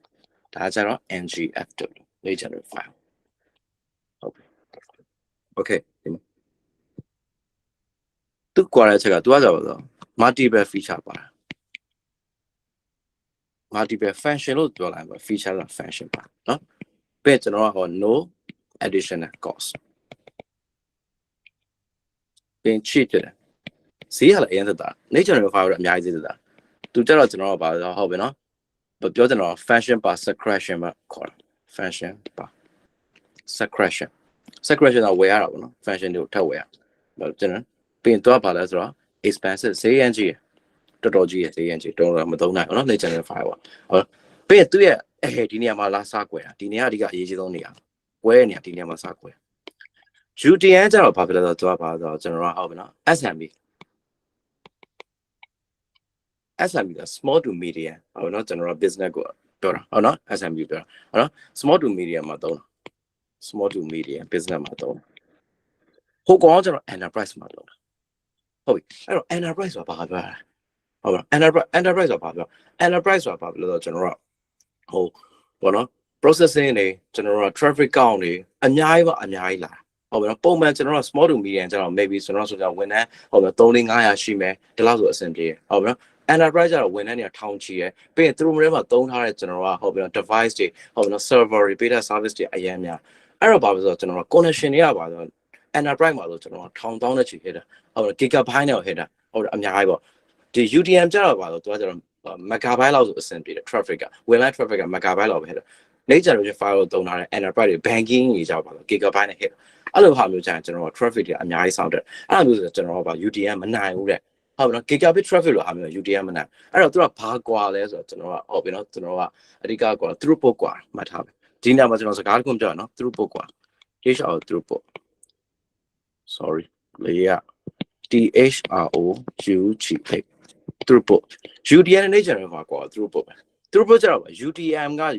throughput ဆိုတာဘာလဲဆိုတော့ကျွန်တော်ပြောပြမယ်နော် throughput ဆိုတာဘာဆိုတော့ကျွန်တော်ကဝင်လာတဲ့ network traffic တွေကျွန်တော်ပြောတာ traffic တွေ incoming traffic outgoing traffic ဝင်လာ traffic အဲ့ traffic ကတစ်စက္ကန့်ဘယ်လောက်ထိဝင်ပြီးတော့ဝင်လာတယ်တစ်စက္ကန့်ဘယ်လောက်ထိကိုယ်စီကနေထွက်သွားတယ်အဲ့ဝင်လာတဲ့ traffic တွေထွက်လာတဲ့ traffic အကုန်လုံးဘာလို့ဒီ firewall တွေဟုတ်တယ် UTM နဲ့ထိုင်စစ်နေတာအဲ့ traffic တွေအများများဝိုင်းပါတချို့ device UTM ဆိုမစစ်နိုင်တော့ traffic ကအများများမစစ်နိုင် next generation file ရော traffic ကအများကြီးတွေသူကစစ်ပေးနိုင်ပြောချင်တယ်ပေါ့လားသူက pipe ကြီးရလို့ပေါ့နော် pipe ကအကြီးပဲဟုတ်နော်ပြောချင်တယ်ပေါ့တရား firewall next generation firewall pipe ကအကြီးပဲဝင်လာတဲ့ traffic ရေလုံးအကြီးကိုလည်းသူကလက်ခံတယ်UTM ကျတော့ပါဆိုခုနကပြောပန်းချက်မှာအဲ့မှာရေလောင်းတဲ့ pipe ကရေလောင်းပဲသူကလက်ခံတယ်ဘလိုပုံစံမျိုးပေါ့တကယ်ကို heavy ရလာတဲ့ pipe ဆိုသူမရတော့UTM ဆိုသူကပါဆိုကျွန်တော် throughput ကပါနည်း throughput က maybe megabyte လောက်ပဲရဟုတ်နော် next generation firewall ကျတော့ဘာဖြစ်သွားဆို gigabit နဲ့လာ Gbps နဲ့လာအဲ့လိုကွာ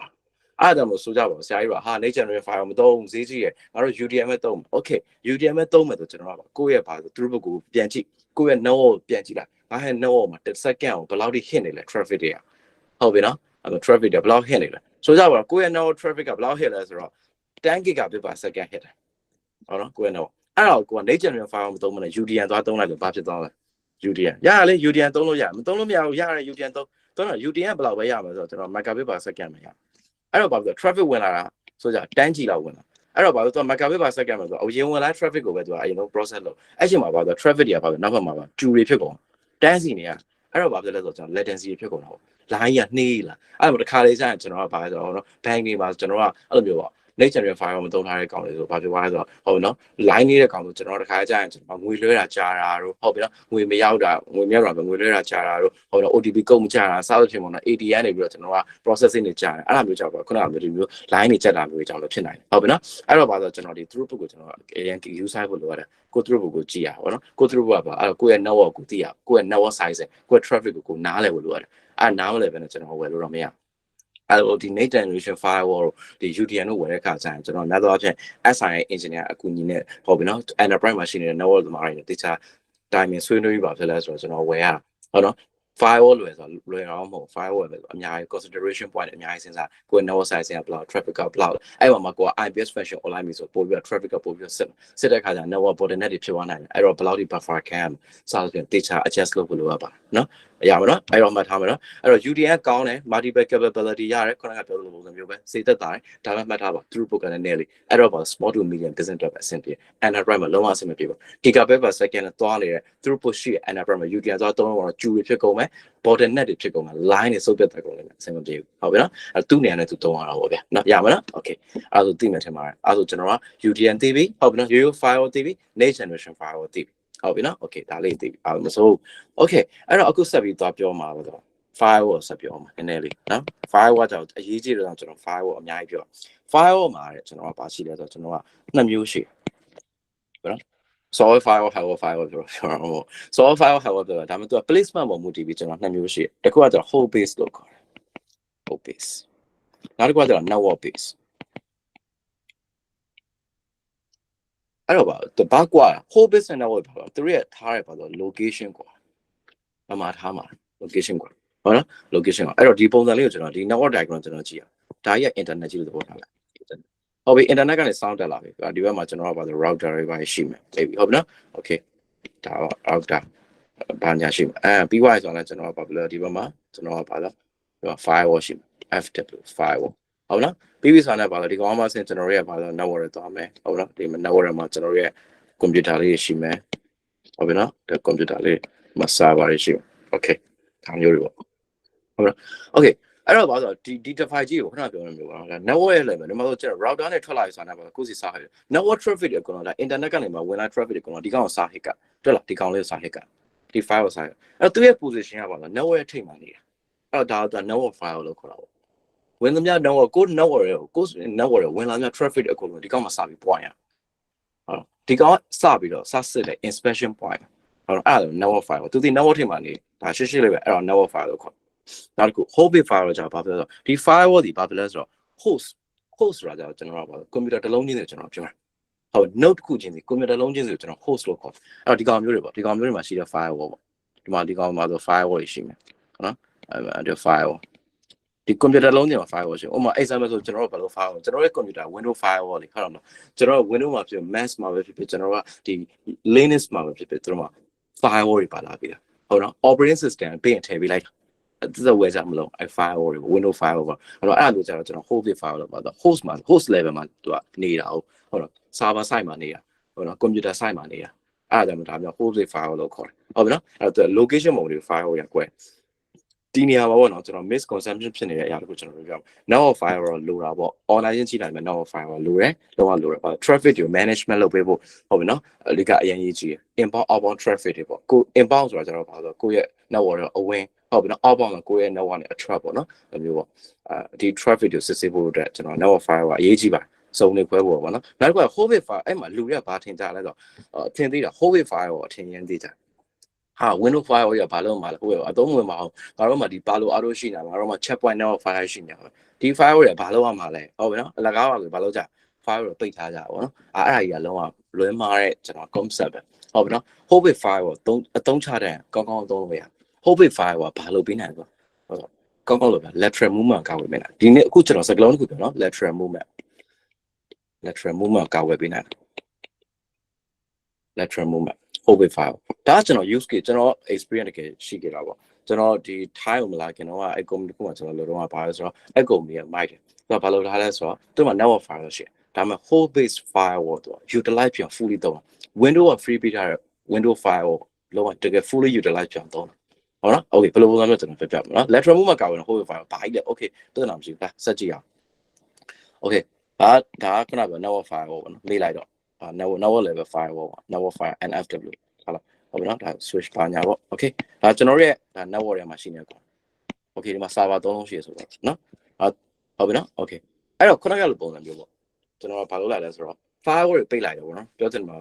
security concept လွဲနေတဲ့ organization တစ်ခုလိုပေါ်ထားတယ် firewall window firewall တော့ဝင်ပါဘူးကတော့ window firewall တခါကျရင်ငါတို့ network share တွေပါတော့ဖြတ်ချပြတာမကောင်းဟုတ်ပြီနော်ခါကျရင်လေကျွန်တော်ကတချို့ application သုံးလို့မရဘူး window firewall ပိတ်နေရပါအဲ့တော့ဘာလို့ကြာတော့အဖြေမရှာဘူးဘာလို့ပိတ်နေရလဲဘယ်ပေါ်ပိတ်နေရလဲဟုတ်ပြီနော်အဲ့လိုကြာအဖြစ် debug မလုပ်ဖ ೇನೆ ကျွန်တော် firewall ကိုတခါ shut down လုပ်ဖြစ်တာမျိုးရှိအဲ့မကောင်းအဲ့ဆိုကြပါတော့အဲ့တော့ window firewall မသုံးဆိုပြောချင်တယ်က window firewall ဆိုတာထက်ဆိုင် whole base firewall မသုံးဆိုဖြစ်နိုင်တဲ့ risk ကိုကျွန်တော်ပြောပြဆိုကြပါဒီ set ကတနေ့ဘာဖြစ်သွားဆို malware infect ဖြစ်သွားဟုတ်ပြီနော်ပြောကြ ransomware ဆိုပါ ransomware ဟုတ်နော် ransomware အဲ့တော့ ransomware တဲ့ခါကျရင် maybe ဆိုကြပါဒီ set ကဘယ်လိုပုံစံမျိုး ransomware လဲ maybe ဆိုကြပါ maybe download ဆွဲလိုက်တာလည်းဖြစ်နိုင်တယ်ဟုတ်နော် maybe download file မှာကျွန်တော် ransomware ကပ်ပါလည်းဖြစ်နိုင်တယ် maybe memory stick ကနေပတ်စင်ဝင်လာလည်းဖြစ်နိုင်တယ် email attach file နဲ့ပြီးပါလာလည်းဖြစ်နိုင်မြည်တော့မြည်ပုံစိုးစိတ်ကမှုဒီ computer တွေ malware infect ransomware infect ဖြစ်တာ ransomware infect ဖြစ်သွားတယ် ransomware ဒီနေ့ malware တွေသဘောတရား computer လုံးမှာ infect ဖြစ်သွားတယ်ဒီ computer တစ်လုံးနဲ့သူကမကြည့်နိုင်ဘူးဘယ်ဘက်ပါထက်ခုန်လဲဆိုဟိုဘက်ကောင်တွေပါထက်ခုန်နော်ကျွန်တော် highlight လေးနဲ့ပြပေးအနေလေးနဲ့နော် okay ဒီကောင် malware infect ဖြစ်သွားပြီဖြစ်သွားဆိုပါတော့ဒီကောင်ကပါအဲ့ဒီမှာရှိနေတဲ့ malware က ransomware ကဒီဘက်ကောင်တွေပါထပ်ကုန်ဒီဘက်ကိုလိုက်ပြီးတော့ပါဆိုဒီ malware ကို ransomware လိုက်ပြီးဖြန့်ဟုတ်ပါတော့အဲ့ဒါမျိုးကျွန်တော် lateral movement သွားလို့ခေါ်တယ် lateral movement သွားလို့ခေါ်ဟုတ်နော် maybe ဒီခါကျ hacker ပါဆိုဒီ computer လုံး computer ပြောပါဒီ computer လုံးမှာဆင်ပါဖြစ်လဲဆိုဒီ network တွေမှာရှိနေတခြား computer တွေပါလိုက်ပြီးတော့ jam လုပ်ပြီးအဲ့ computer တွေပါအကုန်လိုက်ပြီး hack လုပ်တာ compromise လုပ်တာပေါ့နော်နောက်ဆုံးမှာ AD ကိုသွားတာပေါ့ AD ကို compromise ဖြစ်သွားဆိုတော့အုံနိုင်သွားဆိုတော့ network တစ်ခုလုံးပိုင်သွားဟုတ်နော်အဲ့လိုပါဒါမျိုး lateral movement သွားလို့ခေါ် network တစ်လုံး jam လုပ်တာပေါ့နော်အဲ့လိုမျိုးခေါ်တာဖြစ်ပါတယ်နော်အဲ့ဒါအရေးကြီးရဟုတ်ပြီနော်အဲ့တော့ lateral movement သွားဥပမာဆို ransomware တို့ပါဆိုများသောအားဖြင့်သူတို့သုံးတဲ့ port တွေကဘာသွားတော့445သွားတယ်2389 RDP သွားတယ် SSH 2220နဲ့အဲ့လိုပုံမျိုးတွေသွားပါနော်အဲ့တော့ပါဆိုကျွန်တော်တို့အဲ့အရင်လောက်ခဲ့တဲ့ကွန်မှာကျတော့ဘာလုပ်ထားလဲဆိုတော့ဒီ computer တစ်လုံးစီမှာရှိနေ home page file ကို on ထားတာ window file ကို on ထား on ထားရပါဖြစ်လို့ဆိုတော့ကျွန်တော်ကဟုတ်ပြီနော် low at the port ကိုပဲဖွင့်ပေးတယ်ကျန်တဲ့ port အကုန်ပိတ်တယ် risky port အကုန်ပိတ်တယ်အဲ့တော့ပါဥပမာဆိုကြပါဒီ ransomware ကဟုတ်ပြီနော်2389ကိုသုံးပြီးပါပြီးတော့ဟိုဘက်ကိုခုန်ပြောသဘောကပါပြောဒီ ransomware ဒီဘက်ဆက်မှာတစ်ခုဆက်မှာပေါ့နော်ဒုတိယဆက်မှာဟုတ်ပြီနော်2389 port ပွင့်ထားခဲ့မှာ2389 port ရမှာဝင်ပါပြီးတော့ဒီဆက်ကို ransomware ဝင်ပြီး infect ဖြစ်ဒါပေမဲ့ခက်တာပါပြောလဲဆိုတော့ဒီဆက်မှာဆိုကြပါတော့ window file ရှိ window file ကပါပြော2389ပိတ်ထားတော့ ransomware ကဘာဖြစ်လဲဆိုတော့ဒီဘက်ကိုခုန်တဲ့ခါကျ2389ပိတ်တော့သူဝင်လို့မရတော့ပြောတယ်နော် port ဆိုတာဘာလို့ကျွန်တော်ဝင်ပေါက်ပဲပြောတယ်တကားပေါ့နော်ဝင်ပေါက်အဲ့မှာဝင်ပေါက်ကြည့်ရတော့မရှိဘူးဗျာပြောတယ်တကားကြီးကပိတ်နေတော့ ransomware ကိုဝင်လို့မရအဲ့တော့ဘာ ransomware event ကို infect ဖြစ်ခဲ့တော့ဒီတစ်လုံးမထိမှာဒီဘက်ကောင်တွေမထိတော့ဟုတ်ပြီနော်အဲ့ဒါမျိုးပြောစမ်းအဲ့ဒါကြောင့်မို့ကျွန်တော်က whole base file လို့ကိုက wide switch ပြောင်းသုံးလို့ရဒီသူ့မှာ use case ဆိုတာရှိ security device ကိုလည်းမှာသူတို့လောက fully utilize ပြောင်းသုံးလို့ရတဲ့ use case ရှိကိုကအဓိက use case ကိုထုံနိုင်ဖို့ပဲဟုတ်ပြီနော်ရပါနော်ဒါမျိုးပြောစမ်းအဲ့တော့ဒါမျိုး lateral movement လို့ခေါ်တာအဲ့တော့ lateral movement ကိုကာကျင်းနေဆိုရင်ကျွန်တော်ဘာလုပ်ရမလဲဆိုတော့ဒီမျိုးဟုတ်နော် window ရဲ့ whole base firewall ကိုကျွန်တော်သုံးလို့ရ sorry window လို့ကျွန်တော်ပြောခဏပြောတာ whole base firewall နော် whole base firewall သုံးလို့ရဟုတ်နော်အဲ့တော့ကျွန်တော်ပြောချင်တာ security ကဟို layer အဆင့်နဲ့သွားအကောင့်လို့ပေါ့နော်ကျွန်တော် define depth လို့ခေါ်ရဲ layer အဆင့်နဲ့သွားတယ် network file တခုတော့ပဲကိုကအမြဲတမ်းယုံကြည်ပြီးပုံအဲ့လိုမရဘူးဗျဟုတ်ပြီနော်ငါတို့ရှိမှာ network file ရှိ IP address ရှိတယ်ဒါကြီးအကုန်ကောက်လို့ရအောင်လို့မရခါကြတချို့တော့ဟို infection တွေတချို့ breach တွေကဘာကြောင့်ဖြစ်တာလဲဆိုတော့ကျွန်တော်အဓိကဒီလိုကောင်ပြောကျွန်တော်ပြောတာဟိုနောက်ပြော user awareness မရှိတာ user ကြောင့်ဖြစ်တာများတာပေါ့နော် user security awareness ဖြစ်လို့ကြောင့်သူဒါလုံးသိမသိပဲအခုလုံးချလိုက်တယ်အဲ့မှာခုနကပြော malware ပါလာတာမျိုးတွေအဲ့လိုမျိုး compromise ဖြစ်တာမျိုး breach ဖြစ်တာမျိုးဖြစ်တာများပါတယ်ရပါနော် okay ဒါဆိုရင်ကျွန်တော်ကဘာဖြစ်လဲဆိုတော့ကျွန်တော် home page file ရော window file sorry home page file နဲ့ network file ကြောင့်ဒီ wire လို့တော့ကျွန်တော်ထင်ပါတယ်ဟုတ်ပြီနော် okay အဲ့လိုဆိုနောက်တစ်ခုသွားမယ်ဟုတ်ပြီလောလောဆယ်မသွားခင်မှာကျွန်တော်တို့ဒီ file နဲ့ပတ်သက်ပြီးဘာတွေမေးစရာရှိလဲဗျမေးစရာရှိမေးပါဟုတ်ပြီးနောက်တစ် control တစ်ခုသွားတော့မှာဆိုလေဟုတ်မေးချင်တာရှိလားဘာမှအားလာကြမလို့နော်မေးလို့ရတယ်ဟောဆရာကျွန်တော်ခုတော့မေးချင်လို့ဟုတ်ဟောဒီဆရာခုနကဒီ firewall အကြောင်းရှင်းဝကကျွန်တော်တို့ဒီ Facebook ဆို Facebook မှာပါတယ်သူရဲ့ feature လေးရှိတယ်လေအဲ့ဒီ feature လေးတို့ဆရာခုနပြောတယ် app ID ဆိုတာအဲ့ app ID ကဆရာဘယ်လိုတွားရှာရတာလဲapp ID ကတော့အဲ့ဒီပုံစံမျိုးပေါ့အဲ့ဒါ firewall configure ချလိုက်ရအဲ့ firewall configure ချပါတော့ဟိုမှာဆိုကြပါတော့ကျွန်တော်ကအဲ့မှာ filter လုပ်တဲ့ setting တွေရှိတယ်ဘာလို့ auto firewall မှာအဲ့မှာသူကဟို application level ပိတ်မယ်ဆိုကျွန်တော်ကဘာလို့ရလဲအဲ့မှာဘယ်လိုပြောမှာဒီမှာသူကရွေးလို့ရဗျာဒီမှာ source ရှိမယ် destination ရှိမယ် port ရှိမယ် app ရှိမယ် action ရှိမယ်ဒါကြီးကို firewall configure ချတဲ့ management panel လို့ပေါ်ထားလိုက်နော်အဲ့မှာ SRC IP အဲ့မှာကိုရိုက်ချက်တဲ့ IP ရိုက်ထဲပေါ့ဒါ ACL ရိုက်တာနော်ပြီး destination IP ဘယ် IP ရိုက်ထဲမှာအဲ့မှာကျွန်တော်ကပါတော့ port ရှိမယ် port ဆိုမှာ80ကိုပါတော့နော်443ပါပြီးမှာ app ရှိအဲ့ app အဲ့ app မှာလို့တွားဖားလို့ရအောင်အဲ့မှာ click နှိပ်လိုက်ရင်ဘာဖြစ်လဲဆိုတော့အဲ့မှာဆိုကြကွာဒီဘက်မှာ search box လို့ရှိမှာ Facebook ဆို Facebook ရလိုက်အဲ့မှာအောက်မှာ Facebook နဲ့ပတ်သက်တဲ့ဟာလေးကြာမှာ Facebook မှာဆိုကြပါတော့ Messenger ပိတ်မယ်ပေါ့နော်ဟိုမှာ Messenger ပိတ်မယ် Messenger ပိတ်မယ် Messenger ဆိုတော့ဘေးနောက် Messenger ရဲ့ app ID ရှိတယ်ဟိုက upload ဟိုမှာ1 2 3ဘာညာအဲ့လိုမျိုးလေးရှိတယ်ဟုတ်ဟုတ်ကဲ့အားနေပါဆရာဟုတ်1 2 3ဆိုတာရှိတယ်အဲ့1 2 3နှိပ်လိုက်တာဒီဘက် auto ရောက်အဲ့မှာ action က block ဆို block အဲ့ဒါမျိုးလေးဟုတ်ဟုတ်ကဲ့ဆရာဟုတ်ကျေးဇူးပါတယ်ဆရာဟုတ်ဗာမေးချင်လဲဗျာမေးချင်တာရှင်းပြပါနော်ပြပြီးနောက်တော့ control တစ်ခုတောင်းတော့မှာကျွန်တော်တခုတော့ပြောမှာနော်ကျွန်တော်ကဟိုအခုဟာလဲ101ဆိုတော့ကျွန်တော် beginner level ပဲကျွန်တော်တင်ပါနော်ဟုတ်ကျွန်တော်လုံးဝအဓိက D နဲ့ beginner ဘယ်လိုမျိုးသွားမှာအဲ့ဒါမှတချို့ဟိုတည့်ရလူတွေကနည်းနည်းပြင်းကောင်းပြင်းနိုင်တယ်ဗျဟုတ်အဲ့တော့ကြိုပြီးတော့မြတ်တာရက်ခဲ့တာ ဟုတ်ဆရာဟိုဟာလေ firewall မှာ layer 2ကိုစုံပေးဆိုတော့ပါပြီးပွားလဲဗျ ဟုတ်layer ဘယ်လိုလဲမသိဘူးပေါ့ဟုတ် ဟို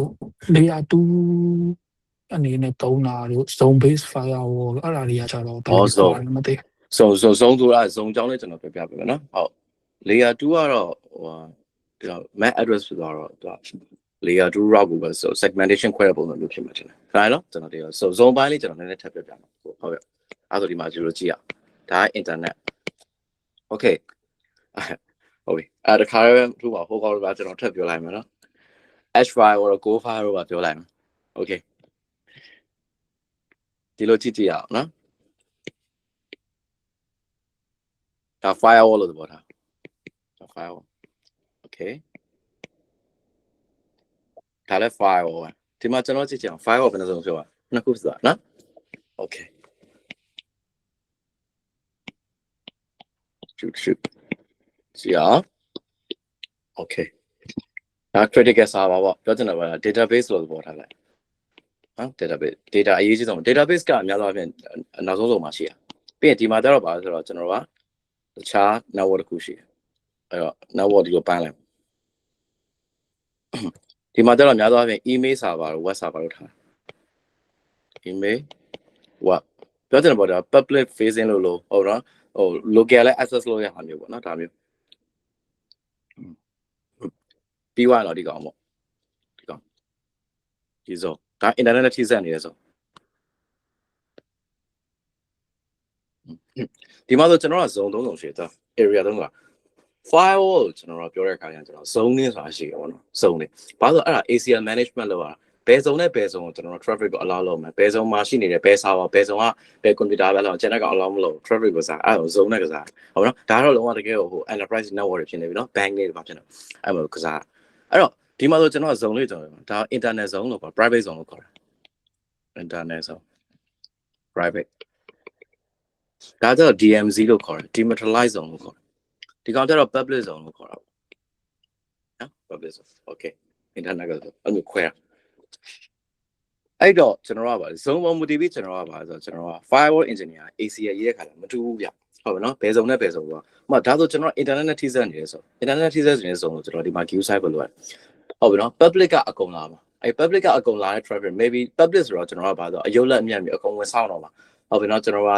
legal user တွေရောကိုယ့်ရဲ့ partner တွေရောပြောကျွန်တော် body က hacker တွေရောအကုန်ဝင်လာတော့အဲ့မှာပထမဆုံးနေတယ်ဒီ zone မှာကျွန်တော်က traffic ကိုကျွန်တော်သေချာ queue site လုပ်ရတယ်ဒီ zone မှာကျွန်တော်စပြီးရ source မှာ source IP ပေါ့နော် source ကပြောချင်တဲ့ body က private zone မှာ sorry public zone ကနေပြီးတော့ဘယ် IP ကိုပဲကိုကဟုတ်ပြန် DMZ ကိုပို့မယ်ဟုတ်ပြီနော်ဘယ် IP address ကိုပဲ internet ပို့မယ်ဆိုတော့ခွဲရတယ်အဲ့တော့သူကဘာလဲဆိုတော့ကျွန်တော် ACL ရေးတဲ့ခါကျအများကြီးရှုပ်ပါအဲ့တော့ zone နဲ့ပဲခွဲတော့တယ်ဟုတ်ပြီနော်ဆိုကြပါတော့ public zone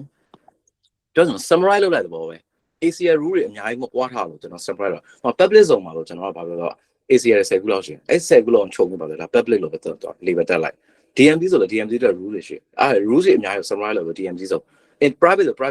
ဆိုပြီးကျွန်တော် summarize လုပ်လိုက် private ဆိုမှာ public ကနေပြီးတော့ဟုတ်နော် private ဟုတ်နော်ပြီးရင်ကျွန်တော် private to ဟုတ်လား DMZ စသဖြင့် zone လေးကိုကျွန်တော် summarize လုပ်လိုက်ဘာဖြစ်လဲဆိုတော့ကျွန်တော် rule တွေအများကြီးကိုမရေးချင်တဲ့ကြောင့်ကျွန်တော် zone လေးနဲ့ခွဲလုပ်လိုက်အဲ့တော့ဒီလို zone တွေကတရားမတူဟုတ်နော်အဲ့ဒါမှတ်ထားဖို့လိုရတယ် okay အဲ့တော့ကျွန်တော် rules လေးကျွန်တော်ချက်ကြည့်ရအောင်ဟုတ်နော်ဥပမာဆိုကျွန်တော်ကဘယ်လိုဟာမျိုးလုပ်လဲဆိုတော့ဟုတ်နော်ဥပမာ firewall ကပထမဆုံးနေဒီ firewall မှာဆိုကြ user တွေကဒီကနေဖြတ်လာ traffic ကဖြတ်လာ internet ကဖြတ်လာ file ပထမဆုံး firewall ဖြတ်ဟုတ်နော် firewall ဖြတ်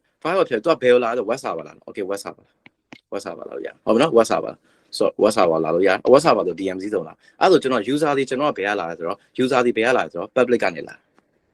ဒီ traffic ရ user တွေ public ဆုံးလာ PUB ဘယ်လိုသွားလဲ DMZ ကိုသွားတာ okay DMZ မှာရှိနေဘယ်ပေါ့ဘယ်ကောင်ပဲ access လုပ်ပေးပါလဲဟုတ်ပြီနော် web server DMZ မှာရှိတဲ့ web ကိုပဲ only allow လုပ်မှာကျွန်တော်ကအလုံးမလုပ်ဟုတ်ပြီနော်ဘာလို့ web server ဆိုတာဘာဖြစ်လဲဆိုတော့ public ကိုအကုန်လုံးပါဆို access လုပ်တော့အကုန်သွားလို့ရ public ဟုတ်ပြီနော်ဒါပေမဲ့ email server တော့ access မလုပ် email server ပါဆို internet မှာရှိနေတဲ့ user တွေပဲ access လုပ်လို့ရဟုတ်ပြီနော်ဒါဆိုကျွန်တော်ကရေးရအောင် public ဆိုတာဘယ်ကလာလဲဟုတ်ပြီနော် user တွေဘယ်ဆိုတာလာ public ဆိုတာလာတယ်ဟုတ်တော့အဲ့တော့ပါဆိုဒီ firewall ပထမဆုံး firewall ACL မှာကျွန်တော် public ဆိုတာရိုက်ပြီးတော့လည်း DMZ မှာရှိနေတဲ့ဒါ web server ကိုဒါ allow လုပ်ပေးမယ် email ဆိုတော့ဘာလို့ block မယ်ဒါမျိုးပေါ့နော်အဲ့တော့ zone တွေခွဲလိုက်တဲ့ခါကျတော့ဘာဖြစ်လဲဆိုတော့ကျွန်တော် ACA ကြီးရပို့ပြီးတော့အဆင်ပြေပို့ပြီးတော့အဆင်ပြေဟောနော် summarize လုပ်လို့ရပါပေါ့ပို့ပြီးမှတ်ကလည်းပို့ပြီးလွယ်မဟုတ်ဘူးဆိုရင်ကျွန်တော်ကဘာလို့ enterprise မှာကျတော့ banking တွေမှာကျတော့ network တွေကအများကြီးပဲ sender တွေကအများကြီးဒီမှာဆိုတော့မှကျွန်တော် network သုံးခုပဲရှိဒါပေမဲ့တကယ်တော့မှကျွန်တော် DMZ မှာကျွန်တော် zone တွေထပ်ခွဲတာ DMZ မှာ sub zone တွေထပ်ခွဲမယ်ဟုတ်ပြီနော်အများကြီးပဲဒီမျိုးကျွန်တော် private မှာဆိုလဲအဲ့ဘိုင်းအများကြီးပဲ internet မှာဆိုကျွန်တော်က office network ရှိမယ်ပြီးရင် UAD ရှိမယ် staging ရှိမယ်ဟုတ်ပြီနော်ပြီးရင် R&D ရှိမယ် production ရှိမယ်zone တွေမှာအများ management zone တွေရောအဲ့တော့အဲ့လိုမျိုး zone တွေအများကြီးတော့ network တွေအများကြီးတော့ကြောင်းပါအဲ့ network တွေဘာလို့လဲဆိုတော့တစ်ခုနဲ့တစ်ခုသာ live မှတ်နေရမှာဆိုအဆင်မပြေဘူးအဲ့တော့ဘာလို့ကျွန်တော်ကဘယ်လိုမျိုး zone ဖြစ်ခွဲချလိုက် zone ခွဲပြီးတော့ဘယ် zone ကနေပြီးတော့ဘယ် zone ပဲကျွန်တော်အလားလုံးဘယ် zone ကနေပြီးတော့ဘယ် zone မှာဟုတ်နော်ဘယ် IP address ဘယ် server ရဲ့ဘယ် server မှာရှိနေတဲ့ zone ဘယ် IP address ကပဲလားလုံးစပြန်ပြန်ပြီးကန်လိုက်ပို့ပြီးတော့မှတ်ကအဆင်ပြေအဲ့ဒါမျိုးကျွန်တော် zoning ခွဲလို့ခေါ်တာဟုတ်ပြီနော်အဲ့လိုဒါပေမဲ့ zone ခွဲလိုက်ကလည်းရှင်းရှင်းလေးပဲအများကြီးခွဲစားမလို့သူကဆို network တွေဘယ်လောက်ပဲရှိအဓိက zone က3 zone ပဲရှိအဲ့မှာထားနော် public zone ကဘာလို့ internet ကလာပြီးထိနေကောင်းအကုန်လုံးခုနကပြော user တွေပါအကုန်လာအဲ့ကောင် source ပဲအဲ့ကောင်အကုန်လုံးကျွန်တော် public zone လို့ခေါ်ဒုတိယ DMZ ကစပြီး user လို့လာပြီ DMZ မှာကျွန်တော်တချို့သော server တွေက public zone ကအောင်ဘလို့ဥပမာဆိုကြတော့ email server တို့ပါတော့တချို့အရေးကြီးတဲ့ server ဆိုကျွန်တော်က file server file server တော့ private မှာထားအောင်နော်တချို့ server email server ဆိုကျွန်တော်ကပါတော့တချို့တော့ကိုယ့်ရဲ့ customer ကိုယ့်ရဲ့ user တွေကိုပဲ access လုပ်တခြား external party ကိုကျွန်တော် access ပေးမလို့အဲ့တော့ DMZ မှာဆိုဘယ်ကောင်တော့ဖြင့် public ကနေ allow လုပ်မယ်ဘယ်ကောင်တော့ဖြင့် allow မလုပ်ဆောင်လို့ရေးပြလို့ဟုတ်ပြီနော်ဒီမှာမှအရေးကြီးဆုံးကကြောင့်ဘာကြောင့်တော့လုံးဝ private zone တော့လုံးဝအသက်ပဲကျွန်တော်ရဲ့အသက်ဟုတ်ပြီနော်အသက်ပဲ private zone မှာဘာရှိလဲဆိုတော့လုံးအရေးကြီးတဲ့ data က private zone မှာထားဘယ်တော့မှ DMZ ကိုမထုတ်အောင်ဆိုကြပါတော့ကျွန်တော် DMZ ဆိုတာဘာလို့ public ကနေ access လုပ်လို့ရ route ရှိဒီမှာကြည့်လေဘာလို့ဒီမှာဆိုကျွန်တော်အနီရောင်လေးနဲ့ပြပေးမယ်တယ်လားဒီကောင်ဝင်လာဒီမှာဆိုကျွန်တော်က file 1နေပြီးတော့ကျွန်တော်က public zone ကနေပြီးပါပြောတာ DMZ ရောက်ဝင်လာဟုတ်နော် DMZ တော့ကျွန်တော်အပြင်ဘက်က user တွေတော့များ access လုပ်တာဒီဘာလို့ DMZ မှာ public facing access တွေရှိအောင် service တွေရှိအောင်အဲ့မှာသွားပြီးကွာမှားပြီးပါဆိုတော့ဒီ public zone နဲ့ကျွန်တော်ကကိုယ့်ရဲ့အရေးကြီးတဲ့ file server ကြီးတွေ database တွေထည့်လိုက်တော့ကုန်ပြီးသားမှတော့အဲ့ဒါဆိုကျွန်တော်တစ်ခါကြာအရေးကြီးတယ်ပေါ့နော်စုံမကြည့်ရဟုတ်အဲ့တော့ဘာဖြစ်လို့အပြင်ဘက်ကဆုံးကပါဒီကောင်ဆို allow လုပ်ပြီးတာဒါပေမဲ့ public zone ကကျွန်တော်ကဘယ်ကို allow မလုပ်ဘူးလဲဆိုတော့ private zone တော့ allow မလုပ်နော် private zone ကလုံးဝအရေးကြီးရဘာလို့ကျွန်တော်ရဲ့အရေးကြီး cricket တွေအားရှိရအဲ့တော့အပြင်ဘက်ကလူတွေက private zone လာပြီးတော့ထိမယ်လို့တော့ပေးမထိဟုတ်ပြီနော်ဒါပေမဲ့ချို့ကြတော့ whitelist လောက်ထားတာပေါ့ okay ရအပြင်ဘက်ကလိုရတယ်ပြီးတော့ internet ကနေလာပြီးတော့ဒီ private zone မှာရှိ database ကိုလာထိလို့ရဒါပေမဲ့ဘယ် IP address ပဲထိရကျန်တဲ့ IP လို့ဆိုအကုန် block အဲ့လို whitelist ပြန်လုပ်ထားလို့ရှိရပါတော့အဲ့လိုသူ use case တွေရှိရတော့နော်အဲ့လိုလုပ်ထားလို့ရှိရအဲ့တော့ကျွန်တော်ကမှတ်ထားမှာအရေးကြီးဆုံးပါကျွန်တော် critical data အကုန်လုံးဒီ private zone မှာရှိအဲ့တော့များသောအားဖြင့် private zone local zone တွေကျွန်တော်က internet ကနေပြီးတော့ပေးမထိပါတော့ပေးမထိဒါပေမဲ့လိုအပ်ချက်ရထိမယ်ဆိုတော့ဘာဖြစ်လဲဆို whitelist လုပ်လိုက်ဘယ် IP address က public zone ကဘယ် IP address ကပဲကားရဲ့ဒီ internet ထဲမှာရှိနေတဲ့ဘယ် server access လုပ်ရမှာလို့ one to one IP နဲ့ mapping တွဲပြီးပါလို့ ACA ရေးရဟုတ်နော်အဲ့လိုမျိုးပဲလုပ်လို့ရဟုတ်ဘယ်တော့မှဟိုတော့လုပ်လို့မရအောင်နော်အဲ့တော့မှတ်ထားမှာဒါအရေးကြီးတာမှတ်ထားဘယ်တော့မှ DMZ ထဲမှာကျွန်တော်ကပါလို့ critical access တွေမထည့်ရအောင်ဟုတ်နော်အရေးကြီးတဲ့ data တွေမထည့်ရအောင် DMZ စုံပြီးကျွန်တော်ကပါလို့ public facing ဖြစ်တဲ့ public accessible ဖြစ်တဲ့ service တွေများသောအားဖြင့် email server နောက်တစ်ခုကပါတော့ web server ထည့်ရအောင်ဟုတ်ပြီနော်ဟိုအဲ့လိုမျိုးပါဒါမျိုးတွေမှာတော့အဲ့တော့ zone ခွဲတဲ့ခါကျရင်အရေးကြီးဆုံးကပါတော့အရေးကြီးဆုံးဒီ zone ပဲဒါအရေးကြီးဆုံးပဲမှတ်ထားပါနော်အဲ့ internet private zone use site လို့ရတယ်ဒါ zone ကိုခေါ်တာပေါ့နော်အမျိုးတွေကျတော့ကျွန်တော်အခုလိုပြောကြတယ်နည်းနည်းဟိုဟာဖြစ်ပေမဲ့ဒါပေမဲ့လုပ်ငန်းခွင်တွေရောက်တဲ့အခါကျရင်တော့ကိုယ့်ရဲ့ဟိုဟာ all experience ဆိုတော့တွေ့ပါလိမ့်မယ်ဟိုကိုတို့ကတော့သိနေပြီးသားပါသူတို့ရတာရနော် okay ဟုတ်ဘာမေးချင်တယ်လဲမသိဘူး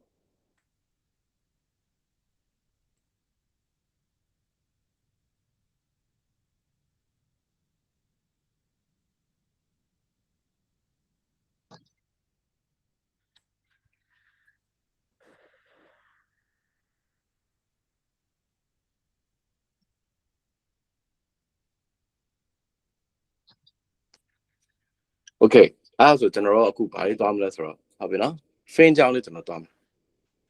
F5 fin ကြောင်းသွား fin ကြောင်းသွားမယ်ဟုတ်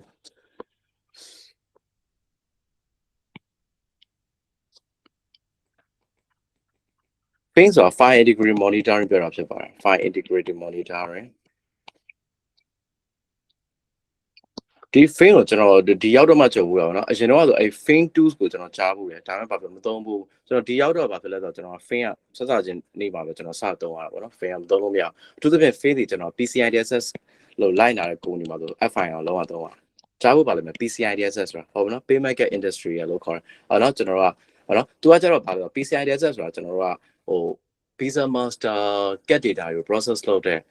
မိသည့်ကုမ္ပဏီမဆိုကျွန်တော် PCI DSS ကိုလိုက်လာအထူးသဖြင့်တော့ ban တွေပေါ့နော် ban တွေရှိတယ်။မှာတော့ ban ကျွန်တော်က Visa Master ကိုကျွန်တော် process လုပ်ပြီးဆိုသူ့မှာ PCI DSS certificate ရှိရတယ်။ဟုတ်နော် PCI DSS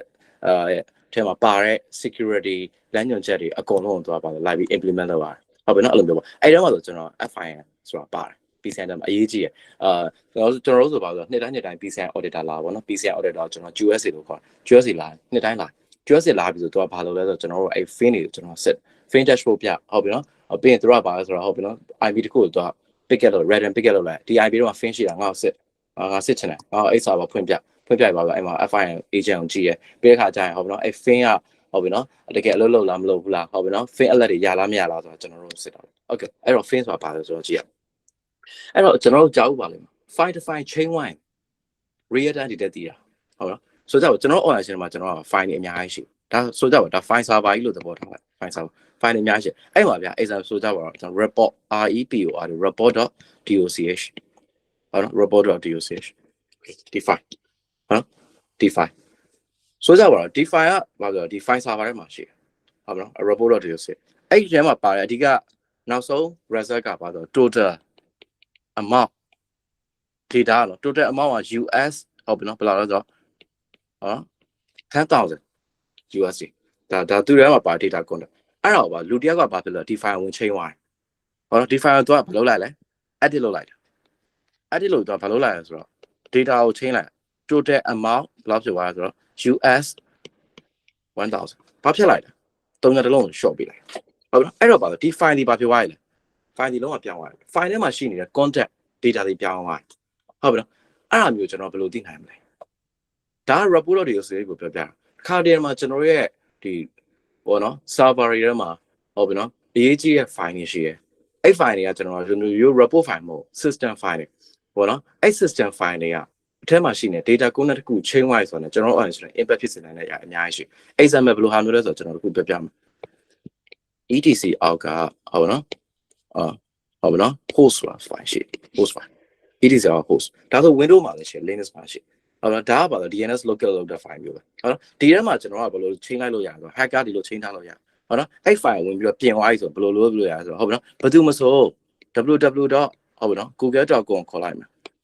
google.com ခေါ်မယ်ဆိုရင်ဟုတ်ပြီနော် hacker သူ့ရဲ့ပါတော့ server ရောက်တော့ 199.1.2.3 ဒါကြီးကဘယ်သူ server တော့ hacker ရဲ့ server hacker server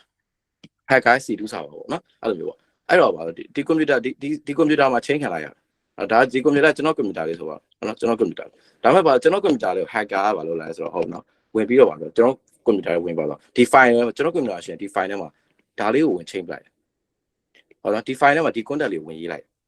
တော့ပါဆိုပါဆိုတော့ကျွန်တော်ကအဲ့ချိန်မှာပါမသိဘူးကျွန်တော် hacker change ပြီးတော့ထွက်သွားအဲ့ချိန်မှာကျွန်တော်မသိဘူးဘာလုပ်လဲဆိုတော့ဟုတ်နော် www.google.com ခေါ်လိုက်Google.com ခေါ်လိုက်ခါကျရင်ဘယ်ရောက် Google.com စာဘယ်ရောက်ကျွန်တော် site ကဘယ်ရောက် hacker ရဲ့ server ရောက် hacker ရဲ့ domain ပြောချင်တော့ redirect လွှဲတဲ့ဟာပဲဒါနော် resource file redirect လွှဲအဲ့တော့ Google.com ရောက်မယ်ဆိုတော့ကျွန်တော် hacker server ရောက်သွားအဲ့ကျရင် hacker server ရောက်တဲ့ခါကျရင် hacker server C2 server ဆိုသူ့ set ထဲမှာရှိနေတဲ့ ransomware တွေ malware တွေအကုန်လုံးကျွန်တော် set ထဲကို automatic driver နဲ့တောင်းဆွဲချကျွန်တော်မသိလိုက်အဲ့ချိန်မှာကျွန်တော် set ကြီးအလုံး compromise ဖြစ်သွား ransomware မှာအဲ့ချိန်မှာ hacker ကျွန်တော်ပတ်စံတာမသိရောဟုတ်ပြီနော်ဒါမျိုးပေါ့ဒီလိုမျိုးတွေဖြစ်တယ်အဲ့တော့ PCI မှာဆိုတော့ဘာလို့လဲဆိုတော့အရေးကြီးတဲ့ config file တွေဟုတ်ပြီနော်ဒီလိုပုံစံမျိုး system file တွေပြီးရင်ကျွန်တော်က boot file တွေအဲ့လို file မျိုးတွေကိုကျွန်တော်ကဘာလုပ်ထားလဲဆိုတော့ chain ပြီဆိုတာ ਨੇ ဟုတ်ပြီနော် real time ဒီတက်သိရမယ် associate monitoring လုပ်နေရမယ်ဒီ critical file တွေ system file တွေအရေးကြီး file တခု chain ပြီဆိုတာ ਨੇ associate အမြဲတည်သက်သိနေရမယ် real time alert ကို generate လုပ်နိုင်အဲ့လို tool မျိုးလုပ်ပေးနိုင်တဲ့ tool မျိုးဘာလို့ခေါ်လဲ fin လို့ခေါ်တယ် F5 fin ရဲ့ရွေးချက်ကရှင်းရှင်းလေးပဲတော့ဘာလုပ်တာဆိုတော့fin ကိုက implementation လုပ်ပါ fin ကို installation လုပ်ပါဆိုတော့ဘာလို့လဲကိုကဘာဘယ် file ကို monitor လုပ်ပေးအောင်ဆိုတော့မျိုးထောက်ပေးရ monitor လုပ်မဲ့ file ထောက်ပေးရမဆိုကြပါဒီ server ပေါ့ဒီ server မှာကျွန်တော်ဆိုတော့ a.dhd နော် b.dhd c.dhd file 3 file ရှိတယ် okay ကိုက fin ကို install လုပ်ပြီး install လုပ်ပြီးတာနဲ့ကိုဘာလို့ရမလဲကိုကအဲ့မှာဘာလုပ်ပေးရတော့ဟုတ်နော် configuration လုပ်ပေးရ fin ကို install လုပ်ပေးဆိုအဲ့ fin နဲ့မင်းဘယ် file ကိုထောက်ဆိုကြပါကျွန်တော် a.dht ပဲထောက်မှာကျွန်တော် file မထောက်အလို့လေတချို့ file နဲ့ထောက်ဆံမလို့အရေးမကြီးတဲ့ file ဘာမှထောက်ဆံမလို့ဟုတ်နော်စဉ်းစားကြမလို့အလို့ရှုပ်တယ်ကိုအရေးကြီးတဲ့ file ခုနမျိုးတော့အရေးကြီးခုန ATC အောက်ကဟုတ်လား host file ဟာမျိုးတွေဟုတ်နောက်တစ်ခါကျတော့ဘာလို့ payment config file မျိုးတွေဟုတ်အဲ့လိုအရေးကြီးတဲ့ file ဆိုတော့ထောက် fin ထောက်ထားလိုက်မ registry chain ဝါဟာမျိုးပေါ့နော်ခုန startup မှာဝင်ပြီးတော့ value ဝင်ရေးသွားတာမျိုး data chain ဝါအဲ့လိုဟာမျိုးတွေအဲ့လိုအရေးကြီးတဲ့ file ကိုထောက်ပြီးတဲ့ခါကျရင်ကိုကဘာလုပ်ရလဲဆိုတော့အရင်ဆုံးပါတော့ monitoring လုပ်မယ် monitor လုပ်မယ် file ကိုထောက်ပြီးတဲ့ခါကျရင်ဘာလုပ်ရလဲဆိုတော့အဲ့ fin ကဘာလို့လဲ real time alert image generate လုပ်ထားလို့ရတယ်ပြီးရင်ဘာလဲ alert ကို create လုပ်ထားလို့ရတယ် alert create လုပ်ထားလို့ရတယ် maybe email နဲ့တော့လည်းကောင်းဟုတ်ပြီနော် Microsoft Teams တော့ Slack တော့လည်းကောင်းဒီမှာ SOC ကိုသွားလို့ရတယ်အဲ့တော့ဆိုကြပါတော့ဟုတ်ပြီနော်အဲ့လိုထောက်တာအဲ့မှာလူတယောက်က maybe hacker ပဲဖြစ်ဖြစ် insider ပဲတကောင်ကောင်းပါပဲဒီ file ဝင်ပြတော့ရပြီချိန်လိုက်ပြီ a.dht ကိုဝင်ချိန်လိုက် maybe ထဲမှာရှိနေတဲ့ဟာလေးနည်းနည်းပါးပြင်လိုက်ပြီဆိုတာနဲ့ဘာဖြစ်ပြီလဲဆိုတော့ဒီ file ချိန်ဝိုင်းသူ့ထဲမှာရှိနေတဲ့ contact ကချိန်ဝိုင်းဆိုတာနဲ့ဘာဖြစ်လဲချက်ချင်း real time လဲလုပ်ပြီး SOC ကိုလမ်းပြီးလက်ပို့ဒီ file ချိန်ပါပြီ balance ကြောင့်မှာ C column အောက်ကဘယ်အောင်မှာရှိနေတဲ့ a.dht file ဒီဘယ်ချိန်မှာချိန်ဝိုင်းဘယ်သူချိန်ဝိုင်းဘယ်ချိန်မှာလဲဟုတ်နော်ချိန်ဝိုင်းတဲ့ file ထဲမှာရှိနေတယ်ပေါ့နော် chain area ဆိုတော့ပြပြပေးဘာလဲနော်ဒီ file ထဲမှာရှိနေတဲ့ line ဘလောက်မှာရှိနေတဲ့ဘယ်ဟာကိုချိန်ဝါအဲ့လောက်ထိပဲပြပြပေးရအဲ့ file အရင်မိုက်တယ်ဟုတ်ပြီနော်အဲ့ဒါလိုတယ်ကျွန်တော်ကျတော့ payment gateway လုပ်နေတာဆိုတော့အဲ့အရေးကြီးတာပေါ့နော်ဒီ customer တွေရဲ့data တွေကိုကျွန်တော်က manage လုပ်တဲ့ file တွေရှိတယ် batch file တွေ config file အဲ့ file တွေကတော့ချိန်လို့မရချိန်ပြီဆိုတော့ကျွန်တော် real time တည်ဖို့လိုရတယ်ဟုတ်ပြီနော်အဲ့လိုဘာဖြစ်လဲဆိုတော့ကျွန်တော်က auditor တွေကအဲ့လိုမျိုးတွေကိုကျွန်တော်က AV အနေနဲ့လုံးဝသိချဆက်တာလုံးဝတရား screenshot ကိုသူချသူတော့ဝင်ပြီးတော့ကြည့်နော်အဲ့တော့ FIN လို့ခေါ်အဲ့တော့ FIN တွေကအရေးကြီးရကဟုတ်တော့ FIN တွေမှာနာမည်ကြီးရတော့ Wizoo ပေါ့ Wizoo နော်ဒါပေမဲ့ Wizoo ဆိုတာကတကယ်တော့ Wizard လို့ဖတ်တာ Wizard လို့ဖတ်တာနော် Wizard လို့ Wizoo အရင်ကတော့ကျွန်တော်က offset လို့ခေါ်တာ OSSEC offset ကတော့အရင်တော့ဟာနောက်ပိုင်းကျတော့ version ပြောင်းသွားတော့ wizard ဖြစ်သွားတယ်။ FIN တွေက solution အများကြီးပါပဲ Trend Micro မှာဆိုလည်း solution တွေရှိတယ်။ဒါပေမဲ့ကျွန်တော် experience ကျွန်တော်ဘာလို့ wizard သုံးတယ်။အဲ့တော့ wizard သုံးတယ်။ဒါပေမဲ့နောက်ပိုင်းကျတော့ wizard မကောင်းဘူး။ wizard ဘာဖြစ်လဲဆိုတော့ကျွန်တော်တို့ရုံးက wizard သုံးတာဘာဖြစ်လဲဆိုတော့ performance အရင်စားတာပေါ့နော်။ memory ကတခါကျရင်ခေါင်ခိုင်းနေရောအဲ့တော့အရင်လေးတော့ပါဆိုကျွန်တော်အခုကျတော့ဘာပြောင်းလိုက်လဲဆိုတော့တခြား solution ပြောင်းလိုက်တာပေါ့။ဘာပြောင်းလဲ CrowdStrike ကိုပြောင်းလိုက်တာပေါ့။ CrowdStrike မှာတော့ဘာလို့5 vintage ဆိုတာရှိတယ်တော်တော်မိုက်တယ်5 vintage ဆိုတော့ဘာလို့ကျွန်တော်ပတ်စံတော့ပေးရပါပေါ့ wizard တော့ free ပတ်စံတပြားပေးစားမလို့ open source ဆိုတော့နော်ဒါ5 vintage ကတော့ commercial version ဒါပေမဲ့သူက CPU performance တွေပါတိတ်မစားအဆင်ပြေအဲ့ဒါမျိုးကျွန်တော်တို့ဒီ5 vintage ကိုသုံးတာပေါ့နော် market ထဲမှာတော့ဒါအများကြီးရှိပါတယ်ဒါပေမဲ့နာမည်ကြီးကတော့ wizard တော့တော်တော်နာမည်ကြီးရဲ့တော်တော်နာမည်ကြီးအဲ့ကျွန်တော်တို့မကြိုက်ဘူးဘာလို့ဆိုတော့ CPU performance ရ concern ဖြစ်လို့နော်ကျွန်တော် personal prefer ရတော့ CrowdStrike 5 vintage ကတော်တော်ကောင်းတယ် FIN လောက်ကမှာနော်ဒါတော့ fin နဲ့ပတ်သက်ပြီးတော့ဗာမေးချင်တာရှိမေးနော်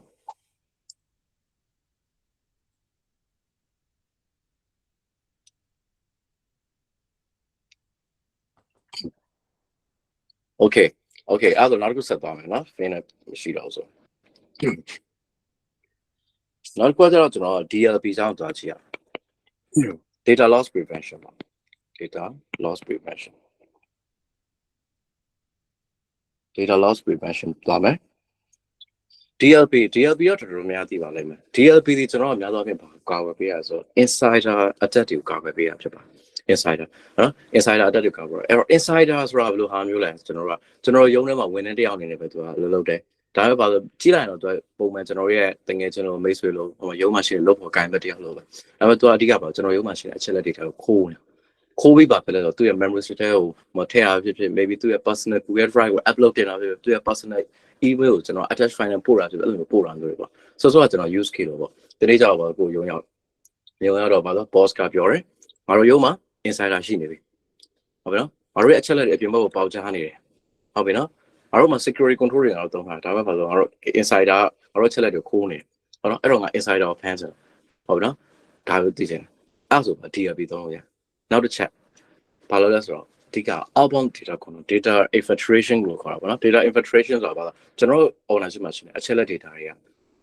အပြင်ဘက်ကိုယူစိတ်အဲ့ဒါ intentionally လည်းဖြစ်နေတော့ unintentional ဖြစ်နေရည်ရွယ်ချက်ရှိနဲ့ပို့တာဆိုရင်ရည်ရွယ်ချက်မရှိဘူးတချို့ user က awareness မရှိဘူး awareness မရှိတဲ့ကြောင့်ပါတော့ကိုယ့်ရဲ့ personal ရုံးကအရေးကြီးတဲ့ data ကိုဘာလုပ်လိုက်လဲဆိုတော့ကိုယ့်ရဲ့ personal Google Drive ကိုတင်ပြီးတယ်ဒါတကယ်တော့ဒါ तू insider တော့မဟုတ်ဒါပေမဲ့ဘာဖြစ်လဲ personal Google Drive မှာ तू backup လုပ်ထားမယ်ဆိုတော့ရည်ရွယ်ချက်မျိုးဟုတ်နော်တကယ်တော့မလုပ်ရဘူးလေကိုယ့်ရဲ့ရုံး file တွေပါရုံးရဲ့ account မှာမရှိဘူးရုံးမှာရှိနေတဲ့ Google Drive မှာပဲတင်အောင်ဘာလို့ဆိုရ personal Drive ကို तू သွားပြီးတင်တာ maybe तू ကတော့ဒါ backup လုပ်တယ်လို့ပြောတာဒါပေမဲ့တကယ်လဲ तू ရည်ရွယ်ချက်ကရိုးရှင်းချင်းပဲ backup လုပ်ဒါမဲ့ဟိုပေါ့နော် awareness မရှိတဲ့ကြောင့်အဲ့လိုမျိုးသွားပြီးတင်ပြီးတဲ့ခါကျတော့ကိုယ့်ရဲ့ personal Google Drive ကျတော့ organization ရဲ့ Google Drive တော့ security မကောင်းလေအဲ့တော့အချိန်မဲ့ compromise ဖြစ်သွားတဲ့ခါကျဒီအချက်တွေလက်ကြီးကိုရုံးရဲ့အချက်လက်ကြီးပါသွားမှာပေါ့အဲ့လိုမျိုးဆိုမကောင်းအဲ့တော့ကြောင့်ဘာဖြစ်လို့လဲဆိုတော့ကိုယ့်ရဲ့ရုံးမှာရှိနေတဲ့ data တွေရဲ့ရိုးစိတ်မှု data တွေဖြာထွက်နေတာအဲ့ဒါအကုန်လုံးစောင့်ကြည့်ဖို့ဆို DLP သုံးရအဲ့တော့ကျွန်တော်က data leak နိုင်တဲ့လမ်းကြောင်းတွေကျွန်တော်ကအရင်ဆုံးစဉ်းစားကြည့်ဖို့လိုတယ် data leak နိုင်တဲ့လမ်းကြောင်းတွေကဘယ်နေရာရှိလဲပထမဆုံးအနေနဲ့ email ပေါ့နော် email နောက်တစ်ခုကကျတော့ email ရှိတယ်ဟုတ်ပြီနော် email ရှိမယ်အဲ့ email ပြင်ကျွန်တော်က drive တွေရှိမှာပေါ့ဟုတ်ပြီနော် maybe cloud storage drive တွေရှိနော် drive တွေရှိမှ Google Drive လို့ပါတော့ဗောနော် Google Drive တွေရှိနောက်တစ်ခုကကျတော့ဘာလို့ကျွန်တော် IM တွေရှိတယ်ဒါအရင်ရေးကြည့်သလား IM တွေ instant messenger လို့ခေါ်တာပေါ့ဥပမာဆိုကျွန်တော် WhatsApp တို့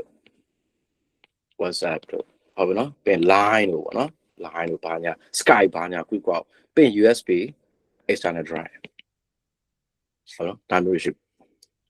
နောက်တစ်ခုကတော့ DLP ကာလို့မရတဲ့ဟာပေါ့နော်။ paper တွေပေါ့စာရွက်တွေပေါ့စာရွက်တွေကတော့အဲ့တော့ကာလို့မရဘူးနော်ဆိုတော့ physical element တွေဆိုတော့ကျွန်တော်ဒါ digital နဲ့ကတော့ DLP ပြထားမှာအဲ့တော့ကျွန်တော်ကအရင်ဆုံး DLP ကိုမရွေးချယ်ခင်ပါပေါ့နော်ကျွန်တော်ကကိုယ့်ရဲ့ network တွေပေါ့ data ရိုးစိမ့်နိုင်တဲ့လမ်းကြောင်းလို့ကျွန်တော်အရင်ဆုံး route ကိုကျွန်တော်အရင်ဆုံးစဉ်းစားပထမဆုံးနဲ့ email okay maybe ဆိုကြပါတော့ insider ကဘာဖြစ်လဲဆိုတော့ကိုယ့်ရဲ့ office email တွေပဲသူရဲ့ personal email ကို data ပို့အဲ့ email တွေမှာပါဆိုအရေးကြီးတဲ့ company ရဲ့အရေးကြီးတဲ့လှုပ်ဝက်ချက်တွေအကုန်လုံးထည့်ပေးလိုက်အဲ့တော့ email တော့အဲ့တော့ email တွေငါတို့ဖမ်းမယ်နောက်တစ်ချက် maybe ဟုတ်ပြီနော် Google Drive ကိုတင်တာ personal Google Drive ကိုတင်တာအဲ့ဒါ Google Drive ကိုဖမ်းမယ်ဟုတ်နော် Google Drive ဒါမှမဟုတ် maybe OneDrive ဖမ်းမယ်အဲ့ဒီကောင်ကိုဖမ်းနိုင်ဘူးလို့နောက်တစ်ခုခါကြပါဆို IM နဲ့တုံးအဲ့နာမှာတစ်ခုရှိတချို့ဆို DLP တွေကကျွန်တော်ကဘာဖြစ်လဲဆိုတော့ဒီ IM တွေကိုမသိဘူး instant messenger တွေကိုမသိဘူးဟုတ်နော်ပြောတဲ့ဘောတွေက email နဲ့ပို့တာသိတယ် Google Drive ကို upload ချာသိတယ်ဒါမှ WhatsApp ကို line တော့ကနေပြီးတော့ data တွေပို့လိုက်မသိတော့အဲ့လိုမျိုးလည်းရှိနော်အဲ့တော့ WhatsApp တို့ line တော့အဲ့ DLP ရတဲ့ခါကျရင်ပါတော့ကိုက sorry ကကို POC ပါဒီစားဆမ်းဖို့လိုတာပေါ့နော်ဒီ WhatsApp တို့ line တော့နေပြီးတော့အချက်လက်အရေးကြီးအချက်လက်တွေပို့တော့ DLP ကဖမ်းနိုင်ရလားအဲ့မျိုးပေါ့အဲ့တော့အပြင်ကျွန်တော်ပဲပေါ့ DLP မှာနှစ်မျိုးရှိသေးတယ် network DLP နဲ့ကျွန်တော်ကဟောနော် endpoint DLP များဆို endpoint DLP ကအဲ့မျိုးသိ network DLP ကအဲ့မျိုးသိဖို့မလွယ်ဘူးနော်အဲ့ဒါမျိုးဖမ်းနိုင်တာနောက်တစ်ခုကကျတော့ USB ရဲ့ external drive ဒါတော့ရှင်းရှင်းလေးပါပဲ company laptop တွေမှာအချက်လက်တွေကြားရှိတယ် insider သူ့ရဲ့ပါ external hard drive ကိုတက်လိုက်တယ် laptop တွေထည့်လိုက်တယ်ပြီးသွားတဲ့အခါ data ကိုသူ့ရဲ့ external hard drive ကိုကူးဒါမျိုးပေါ့တချို့သောရုံးတွေမှာကျတော့ USB ကို automatic block ထားပြီးသားအဲ့မျိုးဆိုတော့ပြဿနာမရှိဘူးဒီ attack surface ကိုကျွန်တော် short ချပြီးသားဖြစ်ပေါ့တချို့ရုံးတွေမှာ USB ကိုမပိတ်ထားတာမျိုးဆိုရင်တော့ဒါမျိုးကထည့်သွင်းပြီးစဉ်းစားဖို့လိုအပ်တယ်ဟောတော့အဲ့မျိုး USB data drive တွေကိုကျွန်တော် data တွေ copy ကူးတာမျိုး DLP ကသိနိုင်ရလားဒါမျိုးသိဖို့လိုအဲ့တော့ DLP ကိုကျွန်တော်သုံးပါDLP သုံးလိုက်အဲ့ဒါမျိုးဖြစ်သွားပေါ့ DLP ကြောင့်များသောအားဖြင့် DLP ကနှစ်မျိုးသွားဘယ်လိုမျိုးလဲဆိုတော့ကျွန်တော်ကြည့်ကြည့်အောင် network DLP လို့ရှိတယ် network DLP network DLP တခါကျရင်သူကဘယ်လိုဟာမျိုးလဲဆိုတော့ကျွန်တော်ပြောပြအောင်နော် NGFW ပေါ့ next generation firewall တွေမှာသူကဘာခုနကကျွန်တော်ပြောလို့မျိုးပဲ secretion license ကိုဝယ်လို့ရ DLP license ဝယ်လို့ရအဲ့လိုမျိုးပေါ့တချို့ next generation ဟိုပါပေါ့ firewall vendor တွေကဘာလို့ထားလဲဆိုတော့ကျွန်တော် DLP secretion နဲ့သူထည့်ပြီးတာအဲ့လိုမျိုးဆိုဘာလို့ဒီ next generation firewall ရ next generation firewall လည်းရမယ်ခုနက IPS ဝယ်ထား IPS လည်းရပြင်ပါရ DLP လည်းရဟုတ်ပြီနော်အဲ့လိုမျိုးပေါ့အဲ့တော့ဘာဖြစ်လဲဆိုတော့ကျွန်တော်ကဘာဆိုတော့အကုန်လုံးကဘာလို့လဲဆိုတော့ကျွန်တော်က traffic တွေကဘာဖြစ်လဲဆိုတော့ကျွန်တော်ကဟုတ်ပြီနော်ဒီကိုအကုန်ရောက်အဲ့တော့တိုးသမျှ data တွေအကုန်လုံးဒီဘာမှဆက်မလဲဆိုတော့ဒီကောင်မှာဆက်မှာပေါ့ nature file မှာရှိတဲ့ DLP ထိုင်ဆက်မှာဝင်လာပြ travel လို့ရဝင်ထွက် data အဓိကအဝင်ဆိုတာတက်ဆိုင်အထွက် data တွေပေါ့အဲ့အထွက် data တွေမှာကျွန်တော် sensitive data တွေပါလားမပါဘူးလားဟုတ်နော် cat data တွေပါလားဟုတ်ပြီနော်ကုမ္ပဏီအရေးကြီးအချက်လက်တွေပါလားမပါလားအဲ့မစစ်ဒီပြတွေ့ပြီဆိုဘာဖြစ်လဲဆိုတော့ဒီကောင်ကဘာလို့ block လိုက်မယ် block ပြီးမှဘာဖြစ်လဲဆိုတော့ SOC တင်ကိုဘာလို့ဆိုတော့ alert ပို့ပေးမယ်အဲ့ဒါ SOC နဲ့တိသွားဘယ် user လဲဟာဟုတ်နော် user မမဟုတ်ပြီနော်ဘယ်ချိန်မှာဟုတ်ပြီနော်ဘယ်ကိုပို့တာသူရဲ့ personal email ဘာ data မျိုးပို့လိုက်တာလဲအဲ့မှာသူက meta data တွေ evidence အကုန်ရောက်တဲ့အခါမမအောင်ကျွန်တော်ဘာလို့ interview လို့ရပါတယ်ဟိုတော့လိုရရင်ဘာလို့ရဲတိုင်းတော့မျိုးဘာလို့လို့ရဟုတ်ပြီနော်အဲ့လိုမျိုးပေါ့ DLP အဲ့လိုမျိုးဒါပေမဲ့ဒီ network DLP ကအားနည်းချက်တစ်ခုရှိတယ် network DLP ကသူကဘာလဲဥပမာအပြင်ကျွန်တော်ကဘာလဲ encryption လုပ်ထိုင်တော့မသိ encryption လုပ်ထားတယ်မသိဘူး data ကို encrypt လုပ်လိုက်ပြီးတော့လည်းမသိအဲ့လိုမျိုးကြောင့်ပါတယ်လို့ကျွန်တော်ကမစစ်ပေးနိုင်အဲ့လိုမျိုးကြောင့်ဘာလို့ရလဲဆိုတော့ကျွန်တော်ကဒီများသောအားဖြင့်ဘာလို့ကြတော့ whole base GRP သုံးကြ whole base GRP ဆိုတော့ window file လို့ပြောမှာသူကကျတော့ဘာလို့ရတော့ GRP agent လေးပေါ့နော် software လေးကိုဘာလို့ရလဲဆိုတော့ကျွန်တော်ဒီ computer မှာထည့်ရအဲ့ကြောင့်ပေါ့ဒီ set လေးထဲမှာ DLP ရှိပါတယ်အဲ့ whole base DLP ကျတော့ဘာလို့ပြီးနိုင်လဲဆိုတော့လုံးဝ computer ထဲမှာရှိနေတဲ့ operating system တခုလုံးဆိုတော့ white monitor လုပ်ပေးနိုင်တာအဲ့လို operating system တခုလုံးဆိုတော့ဘာဖြစ်သွားလဲဆိုတော့ကျွန်တော်က operating system မှာရှိနေတဲ့ကျွန်တော်ကခုနက instant messenger တွေဟုတ်ပြီနော် email တွေ Google Drive တွေမကတော့ IM နဲ့ instant messenger တွေက data သွားတာအစားသူအကုန်တင်နောက်ဆုံးမှာ SFTP မှာ data upload တင်တာလားဆိုတော့အကုန်သိတယ်အဲ့လိုထီကိုကျန်ဟုတ်ပြီနော်ဘာလို့တော့ OS level မှာသူလုပ်တဲ့ဖြစ်တဲ့ကြောင့်တော့ပို့ပြီးတော့ဖြစ်တယ်ဟုတ်နောက်တစ်ခုကသူက data ကို encrypt လုပ်လဲသူကသိတယ်ဟုတ်နော် data ကိုတချို့တွေကျတော့ insider တချို့ insider တွေကပါတယ်သူက data ကို encrypt လုပ်လိုက် encrypt လုပ်ပြီးမှပို့အဲ့တော့ဘာလို့ network DLP ဆိုဘာပြောဒီကောင်ကဘာပြောတော့ encryption တွေဖြစ်တာ encryption က तू မသိတော့ decrypt လုပ်ဖို့ तू မှာ key မရှိတော့ bypass လုပ်ပြီးတယ်နောက် whole base DLP ဆိုတော့ share encrypt လုပ်ရင် trigger တော့ဖန်တာဒီ file encrypt လုပ် encrypt လုပ်ရင်ဒီ file ထဲမှာဘာ data ရှိလဲတော့ဆိုတော့ data ကိုတော့အရင်ဝင်ဖတ်ပြီးတော့မှဒီ data sensitive ဖြစ်တယ်ပြီးတော့မှ encrypt လုပ်တယ်သွားပြီး auto block အဲ့ဒါမျိုး DLP ကပြီး SOC ကို alert ပို့အဲ့ဒါကြောင့်ကျွန်တော်ကများသောအားဖြင့် DLP သုံးတဲ့ခါကျကျွန်တော်ကတော့ network DLP တဲ့ဆိုင်ကျွန်တော်ဒီ host base DLP ပို့ပြီးကျွန်တော် preferable ပို့ဖြစ်တာပေါ့နော်ပို့ use case လည်းပို့ပြီးစုံတယ်ဒီကောင်က network DLP မှာ limitation တွေပါရှိနော်ဟုတ်ပါတော့အဲ့လိုမျိုးတော့ queue site လို့နောက်တစ်ခုကကျတော့တချို့ insider ကြောင့်ပါလာဘယ်လိုပုံစံမျိုးလုပ်လဲဆိုတော့ဒီလိုပုံစံမျိုးလုပ်သူတို့ပို့မဲ့ file တော့ဘာလို့လဲဆိုတော့ zip file နဲ့ပို့zip ကိုမှဆိုတော့ password protect လုပ်တယ်password protect လုပ်တော့ဘာဖြစ်လဲဆိုတော့ DLP ကပါဒီ zip file ထဲမှာ validator ရှိတော့ဝင်ဖတ်တယ်ပုံအားဖြင့် zip file ကိုသူဖတ်နိုင်တယ် zip တော့တာဘောပေါ့နော်ဒါကိုဖတ်နိုင်ဒါပေမဲ့ password protect လုပ်ထားတယ်ဘာမသိဘူးများသောအားဖြင့် DLP ရမသိဒါပေမဲ့အဲ့တော့မသိဘူးဆိုရင်ဘာလို့လဲများသော bypass လုပ်ပြလိုက်တာများတယ်သူမသိတော့လို့ဘာလို့ password လုပ်နေအောင် DLP မှာ password မရှိဘူးလေ DLP ရဲ့ agent တော့ password မရှိတော့သူဒီ file ထဲမှာရှိနေတဲ့ဟိုနော်ကို zip file ထဲမှာရှိနေတဲ့ဟို file content ပေါ့အရေးကြီးတဲ့ data တွေကဘာလို့သူမသိတော့မဖတ်နိုင်တော့အဲ့လိုခါမျိုးမှာတော့ကျွန်တော်ဘာလုပ်လို့ရဆိုတော့ကျွန်တော်က alert လုပ်လို့ရအဲ့မျိုး zip file မှာ password protect လုပ်ထားတာမျိုးဆိုရင်ဘာဖြစ်လဲဆိုတော့ तू မဖတ်နိုင်ဘူးဒါပေမဲ့ဘာဖြစ်လဲဆိုတော့ဟို action ရေးမှာ zip file ကို password protect လုပ်ထားတာမျိုးဆိုရင်ဘာလဲဆိုတော့ automatic ကို block ပါသူက legal ပဲဖြစ်ဖြစ်ပြောချင်တယ်ပေါ့ clean file ပဲဖြစ်ဖြစ်ဟိုနော် sensitive data ပဲဖြစ်ဖြစ် zip file ကို password protect လုပ်ထားဆိုတော့ automatic default ရ block ပါဆိုပြီးသူကဘာလုပ်ထားလို့ရဆိုတော့ rules တွေပါရေးထားလို့ရ DLP မှာဟုတ်ပြီနော် DLP ကအရင်ကြီးကြီးနော်မှတ်ထားပါနော် DLP ဒီနေ့ခေတ်မှာလုံးဝအရင်ကြီးမဖြစ်မနေတိကိုသိတဲ့တူဆောင်ပါတယ်ကျွန်တော်တို့ဒီ audit မှာလည်းaudit ကကျွန်တော်ကဟိုမှာတော့မစစ်ဘူး PCI test မှာတော့မစစ်ဘူးဒါပေမဲ့ISO 27701ပေါ့နော်27001ပေါ့ဒီကောင်ပါဆိုကျွန်တော်ကauditor DLP ကျွန်တော်ကအရင်စစ်တယ်မင်းတို့ဘယ်လို data တွေကို manage လုပ်လဲဟုတ်ပါတော့ဒီလိုအရေးကြီးတဲ့ critical data တွေတို့သဖြင့်ပေါ့နော် data ဆိုတဲ့နေရာမှာ data type ကအဓိကအပြင်ပြောမှဆိုရင်ဘယ်လိုမျိုးရှိလဲဆို PI data ဆိုတာရှိတယ်နော် PHI data ဆိုတာရှိတယ် CAT data ဆိုတာရှိတယ် CAT data ဆိုတာရှိတယ်ပြီးရင်ကျွန်တော်တို့ကပါဆိုတော့ဟုတ်ပြီနော် sensitive data ဆိုတာရှိတာပေါ့ sensitive data ဆိုတာ company ရဲ့အချက်လက်အရေးကြီးပေါ့ contract တို့ပါတော့ဗောနော် sensitive data ဆိုတာရှိ PI data ဆိုတာဘာလဲဆိုတော့ကျွန်တော် personal information တွေပြောတာဟိုမှာဖုန်းနံပါတ်တို့ကျွန်တော်တို့က email address တို့ပေါ့နော်လိပ်စာတို့ adder တို့တွေပေါ့လူတစ်ယောက်နဲ့သက်ဆိုင်တဲ့အချက်လက်တွေပေါ့အဲ PI data ဆိုလည်း DLP ရစစ်တယ် PHI ကျတော့ဘာလဲ hacker record တွေမှာတုံးတာပြောချင်တယ်မှာ save တွေမှာတုံးတာဟိုမှာ medical checker result တွေဟိုမှာသူက A သွေးလား B သွေးလား O သွေးလားစသဖြင့်သူ့ရဲ့တော့ဘာယောဂရှိခဲ့လဲဘာညာအချက်လက်အကုန်လုံးပေါ့အဲ့တော့ PHI data လို့ခေါ်တယ်နော်အဲ့လိုနောက်တစ်ခုကတော့ CAT data တော့ရှင်းပါတယ်ကျွန်တော်ဟောနော်ဟိုမှာ credit card number တွေ expiry date တွေဟုတ်ပြီနော်ကျွန်တော်က CVV တွေအဲဒါမျိုးတွေကျွန်တော် CAT data တွေပေါ့နောက်တော့ sensitive data တော့ general information ဟိုမှာဘယ်လိုဟာမျိုးလဲဆိုတော့ contract တွေဟိုစာချုပ်ချုပ်ထားတဲ့ဟာမျိုးတွေနောက်တစ်ခုကကျတော့ salary information ဒါမျိုးတွေပေါ့နော်အဲ့လိုဟာမျိုးဆိုတော့တိအထဲမှာပါတဲ့ဟာမျိုးတော့ contact ကိုကြည့်ပြီးပါ DLP ကနားတယ် DLP ရဲ့ intelligence အရင်ရှိဒီထဲမှာပါတဲ့ data ဘာ data ဆိုတော့သူသိ sensitive ဖြစ်မဲ့ဖြစ်တော့သူမှာဘာဖြစ်တော့ DLP ထဲမှာသူကဘာရှိလဲဆိုတော့သူရဲ့ဟို rules ရှိအဲ rules ကိုသူကြည့်ပြီးပါဆိုတော့ဒီ rules တွေနဲ့ညှိတာမညှိတာညှိတယ်ဆိုဒါပါ PI data နဲ့သွားညှိနေရလားဒါဆို PI data ကိုဒီကောင် sensitive ဟုတ်ပြီနော် personal information ကိုအပြင်ဘက်ကိုပို့နေရပဲဒါပေမဲ့ medical data ညှိတယ်ဒါ patient data တွေဒီကောင်အပြင်ဘက်ပို့နေတာ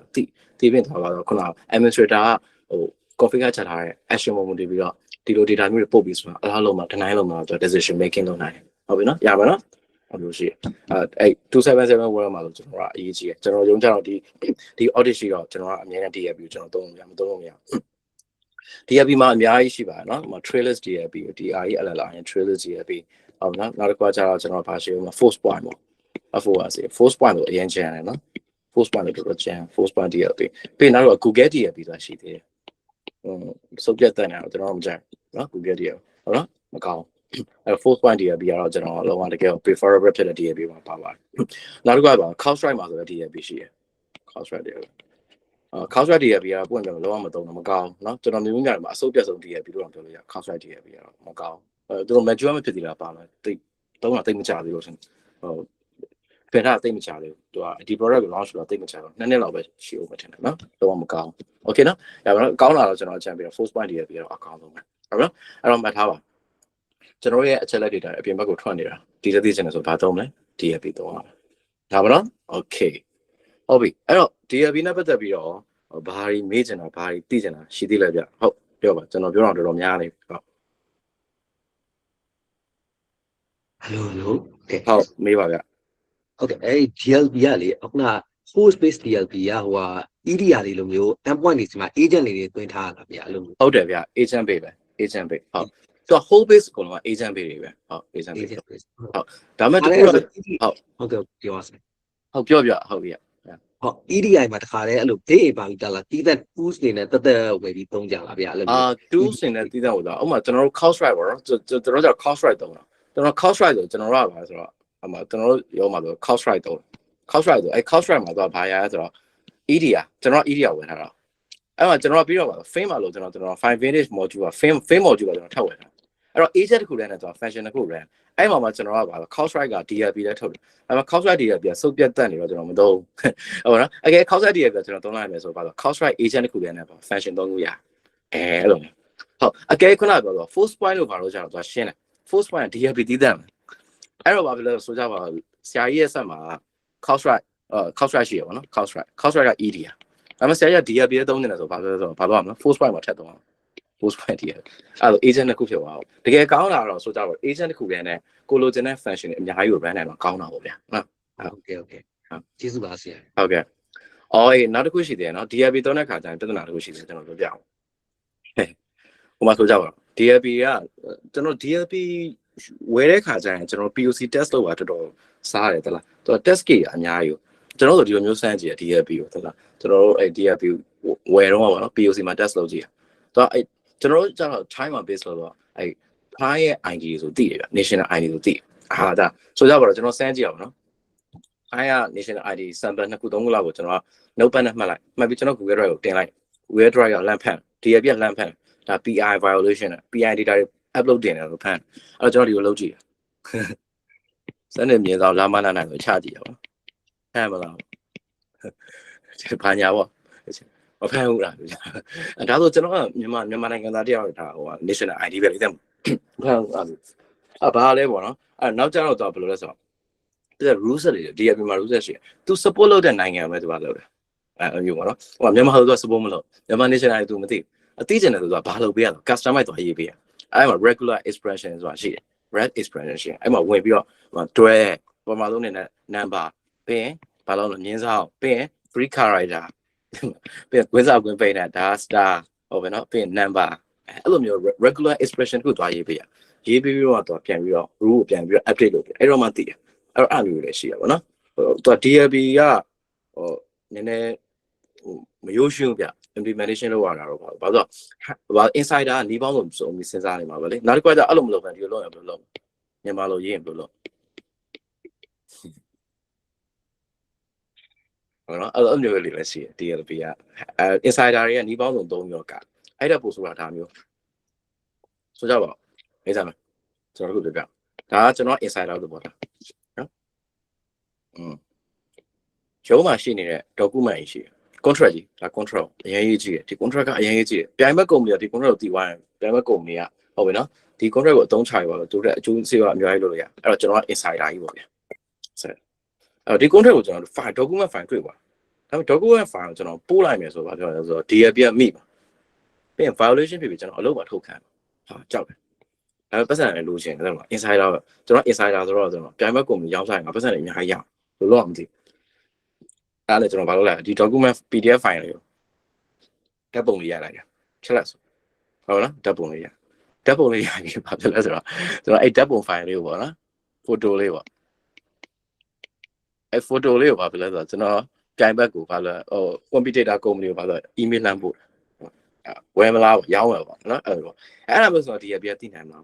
DLP က file ကိုသိရဟုတ်တယ်နော်ကျွန်တော် file content တွေသိရအဲ့မှာတော့ document word file excel file ကောင်းကောင်းသိအဲ့တော့ဒီ image ကိုဖတ်နိုင်လားဓာတ်ပုံဖတ်နိုင်လားဒီဓာတ်ပုံတွေမှာဆိုတော့ဒီဓာတ်ပုံကဘာဓာတ်ပုံလဲဒီဓာတ်ပုံကဘာကြီးလဲလူပုံကြီးလားခွေးပုံကြီးလား effect tower ကြီးလားအဲ့တော့ဒီဓာတ်ပုံကြီးက contract ကြီးလား contract ဆိုဒီဓာတ်ပုံတွေမှာဘာကြီးပါလဲဘယ်သူနဲ့ဘယ်သူစာချုပ်ထားပါ DLP အဲ့ဒါကိုပြောတယ် render လုပ်နိုင်စွမ်းရှိလားဖတ်နိုင်စွမ်းရှိလားအဲ့ဒါမေးဖို့လိုရတော့ဖတ်နိုင်တယ်ဗျဒါပေမဲ့ condition ခုပါမူတည်တယ် DLP တိုင်းက default ရမှာဖတ်နိုင်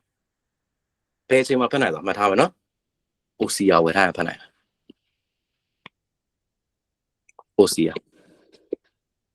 OCR function ဝယ်ရအဲ့တော့သူက DLP ကိုဝယ်တော့မယ်ဆိုတော့ OCR ကိုကျွန်တော်တက်တက်ထပ်ပြီးထပ်ဝယ်ရသူ OCR အတွက်တက်တက်ထပ်ပြီးရ OCR ကဘာလုပ်လာလဲဆိုတော့ဒီ image file တွေမှာသူကဖတ်နိုင်တာဟုတ်နော်ဓာတ်ပုံကြိုက်ထားတဲ့ file တွေဗျအဲ့ file တွေအကုန်လုံးဖတ်နိုင်ဥပမာ ChatGPT ကိုသွားပြောလို့ ChatGPT ကိုကျွန်တော်ကဓာတ်ပုံထည့်ပြီးတက်မှာဒီပုံလေးကို change ပေးပါလို့ပါလို့ ChatGPT ကဒါနားလေဥပမာဆိုကြပါတော့ remove the tree ဆိုတော့ဒါလို့တက်ပြန်ဖြောက်ဘာလို့ ChatGPT မှာတော့ OCR ရှိရအဲ့တော့သူ့ AI ဘာဖြစ်လို့လဲဒါတော့သူထဲမှာ OCR pin capability ပါလာပြီးသားအဲ့တော့အဲ့လိုပဲကျွန်တော် DLP မှာလည်း OCR capability ရှိဒါမှတက်ပတ်စံထပ်ဝယ်ရဓာတ်ပုံရရေးဖို့လဲဆိုတော့ဒီဓာတ်ပုံကဘာကြီးလဲဟုတ်ပြီနော်အဲ့မှာကြည့်ဟာ contract တွေဟာအရေးကြီးဟာ stop ဆိုပြီးပါတော့ DLP ကဖြတ်ချပြီးတော့ SOC အလက်ပေါ်ဒီမှာကြည့်ဒီကောင်ကဘာလုပ်နေလဲ contract file ကိုဓာတ်ပုံရရေးပါတော့ outside ကိုပို့နေတယ်ဟုတ်နော်မိပါတယ်ဆို violation ဖြစ်ပါဆိုအလက်လာဖို့အဲ့တော့ဘာလို့ရလဲ OCR function ဝင်တော့သိ OCR function ဝင်မသိဘူးပါမှတ်ထားပြီနော်ဒါပါနော် okay နောက်တစ်ခုကကျတော့ကျွန်တော် cyber security မှာ stenography ဆိုတာရှိတယ်ဟုတ်ကဲ့နော်ကြားဘူးလားတော့မသိပါဘူး stenography ဆိုတာဘာလုပ်တာဆိုတော့ဓာတ်ပုံကြီးမှာဒါ Fuji down လို့ပဲသဘောထားလိုက်ပါနော် Fuji down ပေါ့ Fuji down ဟမ်ဓာတ်ပုံကြည့်တာတော့ Fuji down ပြ stenography ဆိုတာကဘာဆိုတော့ဒီ image file ထဲမှာဘောနော်ပြောတာ median တခုတော့ image file ဆိုတဲ့ဆိုင်ကျွန်တော်ပြော median လို့ပြောလိုက်ရင်ပိုကောင်းတယ် median ဆိုတာဓာတ်ပုံလည်းဖြစ်နိုင်တယ်ဟိုနော်ပြောချင်တယ်မှာတချင်း file ပေါ့ဆိုတော့ mp3 mp4 လည်းဖြစ်နေအဲ့ထဲမှာကျွန်တော် data တွေမြုပ်ထားကြီးလိုက်ရင်တော့ဓာတ်ပုံပဲကြီးလိုက်တော့ mp3 file ဒါအထက်မှာ data တွေရှိတင်းနေရောက်ပတ်တဲ့ stenography 2နဲ့ပြန်ပြီးတော့ဆွဲထုတ်မယ်ဆိုတော့အဲ့ဓာတ်ပုံတွေကအရေးကြီးချက်လက်တွေအကုန်ဖတ်လာအဲ့လိုမျိုးလုပ်လို့ရအောင် stenography ဆိုအဲ့လိုမျိုးတချို့ insider တွေအဲ့လောက် level ထိကျန်ဟုတ်နော်ဘာလုပ်ထားလဲဆိုတော့ကျွန်တော်ဓာတ်ပုံဓာတ်ပုံထဲမှာဘာလို့လဲဆိုတော့ကျွန်တော်က data မြုပ်ထားဒီလိုထဲမှာ data တွေမြုပ်ထား computer sensitive information မြုပ်ထားပါတော့မြုပ်ပြီးတော့ပို့အဲ့လိုမျိုးဆိုတော့ဖမ်းနိုင်လားပေါ့ပြောချင်တာပေါ့ဒီက DLP ရပါတော့ဖမ်းနိုင်တယ်ဘယ်ဟာဝယ်ထားလဲ OCR ဝယ်ထားဖမ်းနိုင် OCR ဝယ်ထားဒီဓာတ်ပုံတစ်ခုလုံး image တစ်ခုလုံး rendering လုပ်နိုင်အထက်မှာရှိရ least significant big လို့ခေါ်တဲ့ LSV value ဆိုတာအောင်တွက်ထုတ်ပြတော့ express ဆွဲထုတ်တာ engine ဟုတ်ပြီနော်အဲ့လိုမျိုးပေါ့နော် stenography ကလုံးလဲမရအောင် OCR ဝယ်ထားမရအောင်အဲ့လိုမျိုးပေါ့အဲ့ဒါကြောင့်မို့ဆရာကြီးတို့က DLP ဝယ်တော့မယ်ဆို OCR လည်း queue site ဖို့လိုတယ်ဆိုမှတ်ထားပြီနော်အဲ့ queue site ပါဒါပေမဲ့ကျွန်တော်အတွေ့အကြုံရတော့ OCR သုံးလိုက်ဘာဖြစ်လဲဆိုတော့ဘိုင်းက၄ပါနေပါ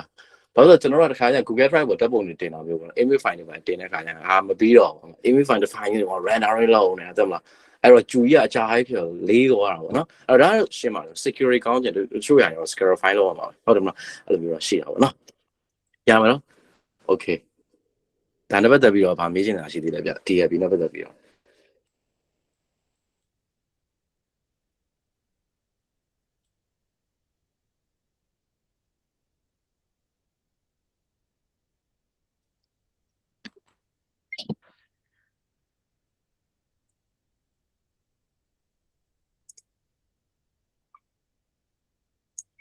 ရှိကြအောင်လားဆရာကြီးတို့အရှိနောက်တစ်ခုဆက်သွားလိုက်မယ်နော်နောက်တစ်ခုဆက်သွားပြီးရင်ကျွန်တော် break ပေးမယ် okay ဟုတ်ပြီအဲ့တော့ကျွန်တော်တို့မစိုး firewall တွေတည်လာပြီကျွန်တော်က DLP တွေတည်လာပြီဟုတ်ပြီနော်အခုဆက်ပြီးသွားမယ်ကောင်ကျွန်တော်တို့ဘာသွားမလဲဆိုတော့ကျွန်တော်ပန်သွားပေးမယ်နော်ပန်တော့ပြောမယ်ပန်ဆိုတော့ private access management PRLATG public access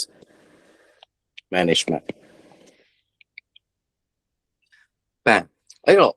ကျွန်တော်ဒီခုပန်ကြောင်းစပြောမှာဆိုပန်ကို online ရှင်းတိုင်းလို့လာခုနကကျွန်တော်ပြောတဲ့ security control ကျွန်တော်ပြန်ပြီးကြည့်ရအောင် firewall ဆိုပါတော့ network ကို filter လုပ်မယ် online ရှင်းကြည့်တာက network တစ်ခုနဲ့တစ်ခုစုံနေတစ်ခုများလာတဲ့ခါကျရင်စုံသွားတဲ့ traffic တွေကိုကာကွယ်ဖို့အတွက်ဟုတ်နော် filter လုပ်ဖို့အတွက် firewall ကျွန်တော်သုံးကြတယ် IPS ကျတော့ဘာပြောလဲဆိုတော့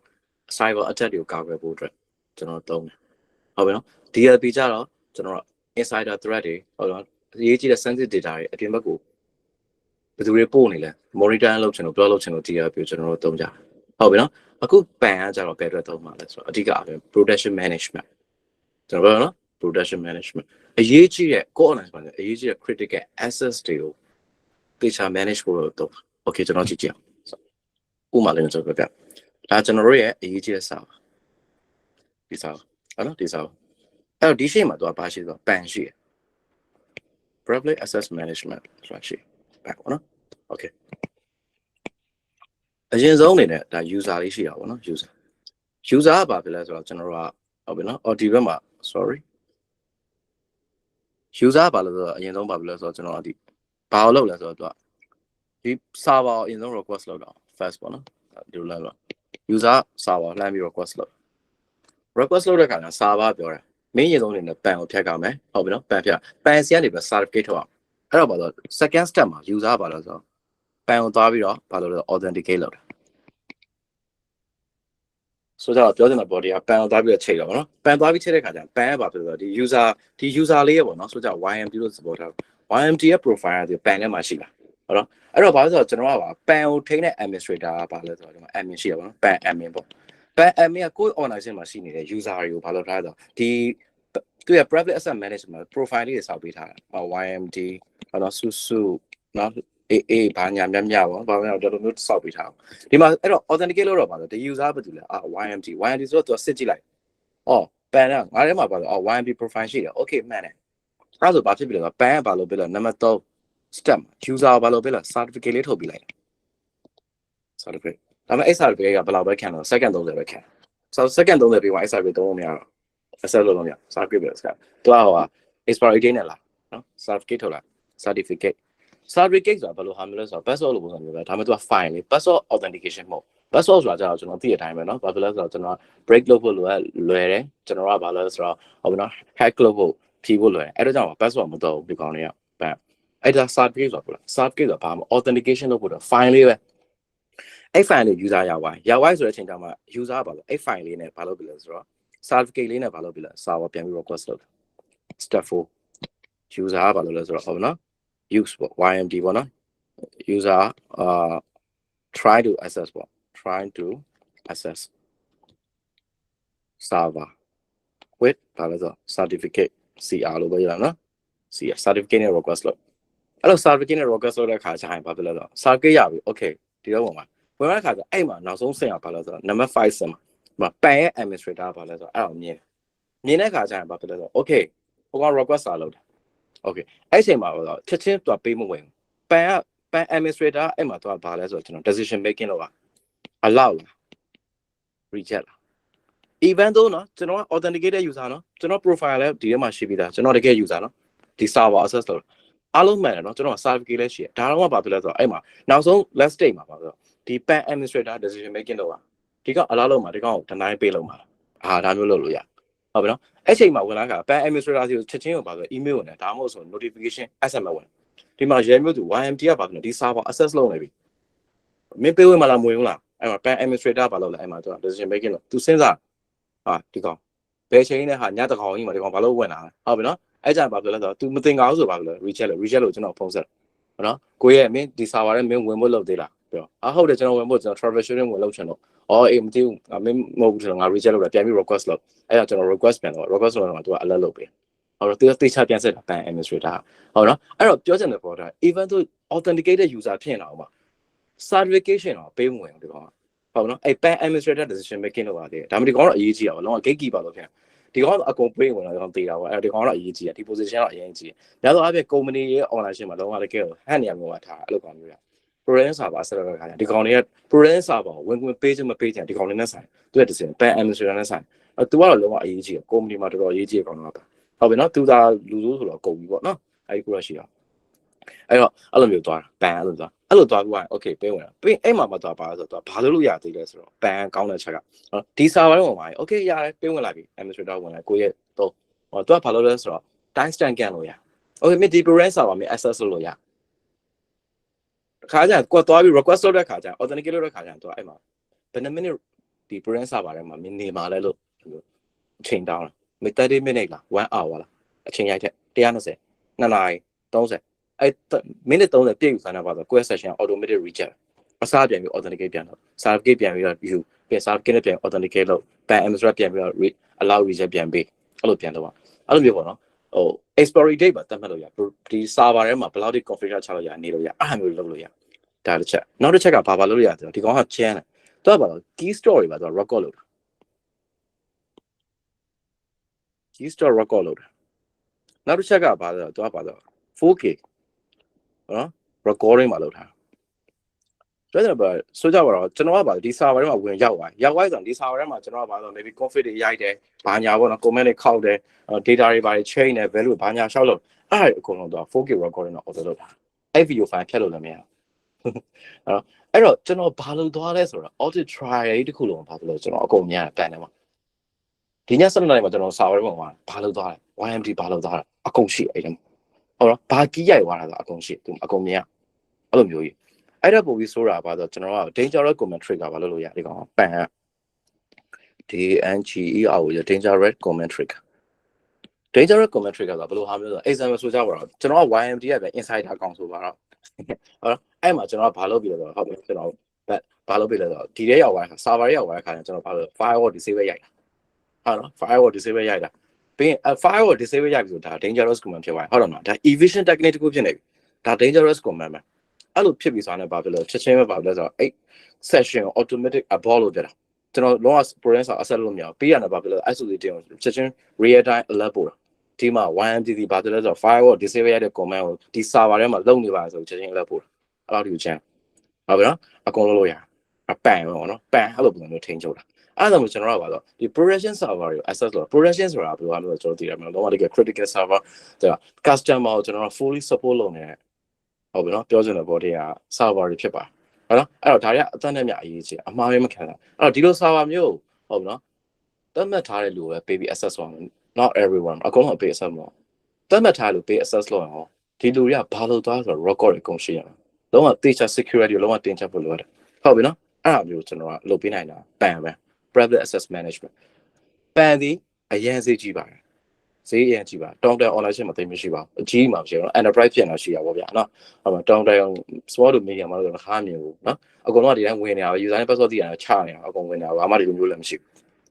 ဒါပေမဲ့ဒီလိုမှမျိုးကြောင့် enterprise တွေမှာကျွန်တော်အရေးကြီးအမှားခံလို့မရအောင်တခုလောက်ပိုင်းဘာလို့သွားလဲဆိုတာသိချင်တယ်အကုန် record ရှိတယ်ဒါမျိုးဆိုပန်တော့နောက်တစ်ခါကျခုနကကျွန်တော်ပြောခဲ့သလိုပဲတချို့သော solution တွေကဘာလဲဆိုတော့ compliant အောင်တော့ PCI DSS compliant မှာလို့ပန်ဒီတော့အတန်းနဲ့မြအရေးကြီးပန်မရှိလို့မရအောင်ဟုတ်ပြီနော်သူက PCI DSS 4.01 မှာ mention လုပ်ပြီးတော့ပန်ဒီလုံးဝ mandatory ပဲ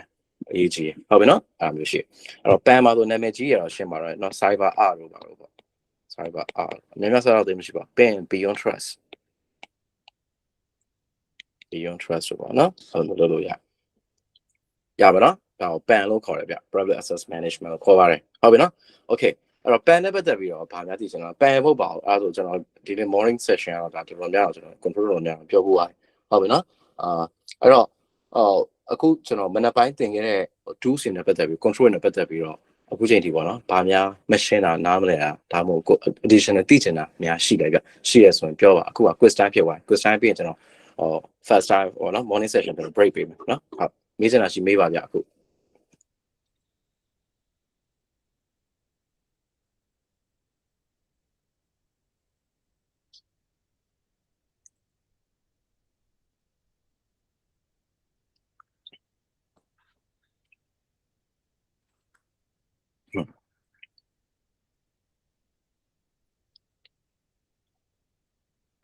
တခြားအနေမေးချင်တာရှင် cyber con ပေးရနေပြီးတော့မေးခွန်းလေးပို့ထားလို့လည်းရပါတယ်ဟိုဆရာခုနမေးရင်တော့ဆရာဟုတ်မေးပါဗျ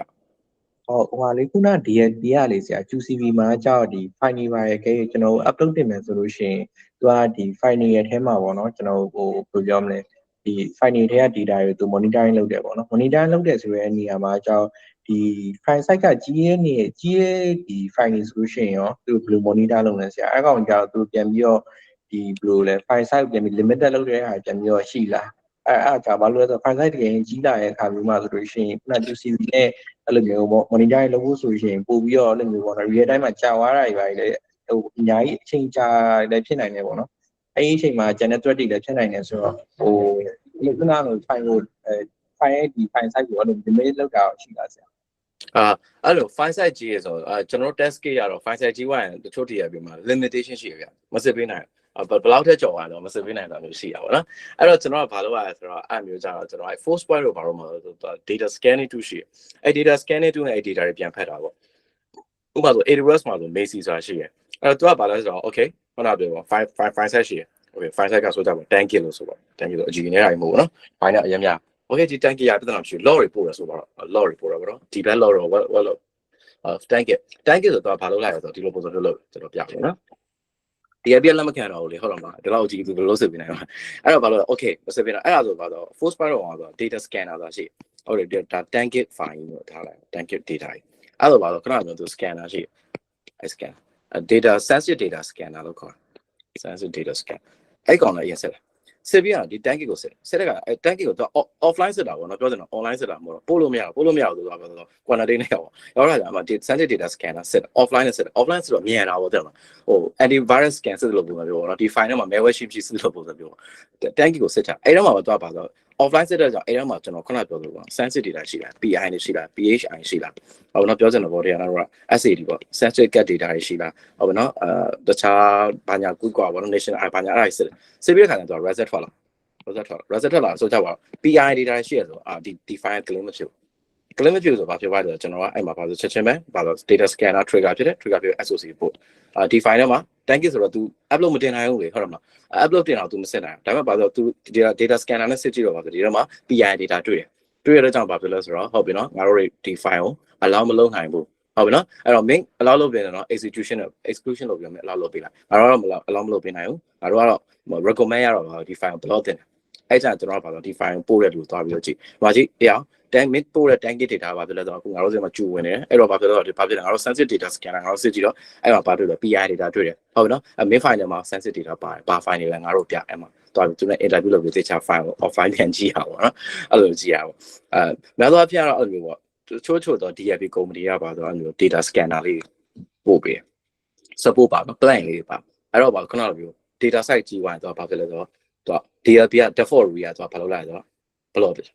block ပြီပါဆိုတော့သူက reason ရှင်းတယ်ပဲသူမစစ်နိုင်ဘူး limitation ရကြော်ပါသူ file size ကြော်သွားတဲ့ခါကျအဲ့မှာကျွန်တော်တို့ကဘာတော့ခုနကပြောအဲ့ force point rule မှာဆိုအဲ့ data scanner 2ပါအဲ့ data scanner 2ကဘာလုပ်လဲဆိုတော့အဲ့ 10 kg ကိုဘာလု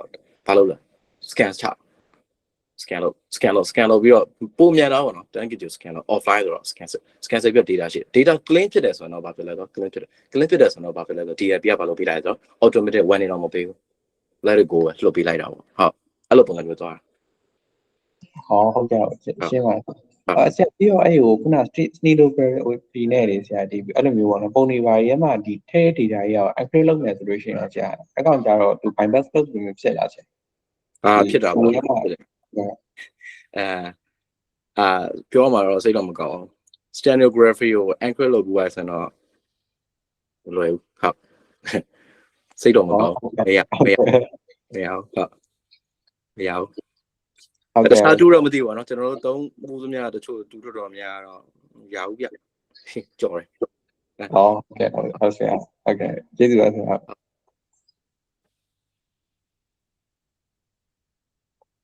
ဒီဆိုင်တော့မလုပ်ကြတော့မကောင်းပါโอเคဘာတူးစေချောင်းအချင်းသေးလားဗျဟုတ်မနက်ပိုင်းကကျွန်တော်ပြီးသွား quiz time ပြီးသွားကျွန်တော်ခဏတနား break မယ်နော်ပြီးသွားညနေကျရင်တော့ဟို EDR အကြောင်းလေးကျွန်တော်ပြော EDR NTR HDR တို့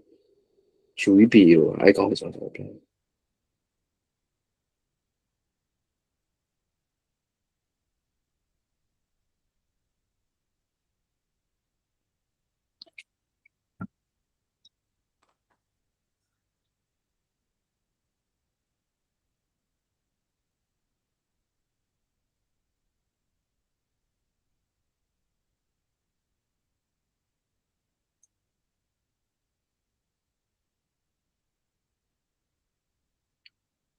ရှိတော့လားဆရာကြီးတို့မေးပါ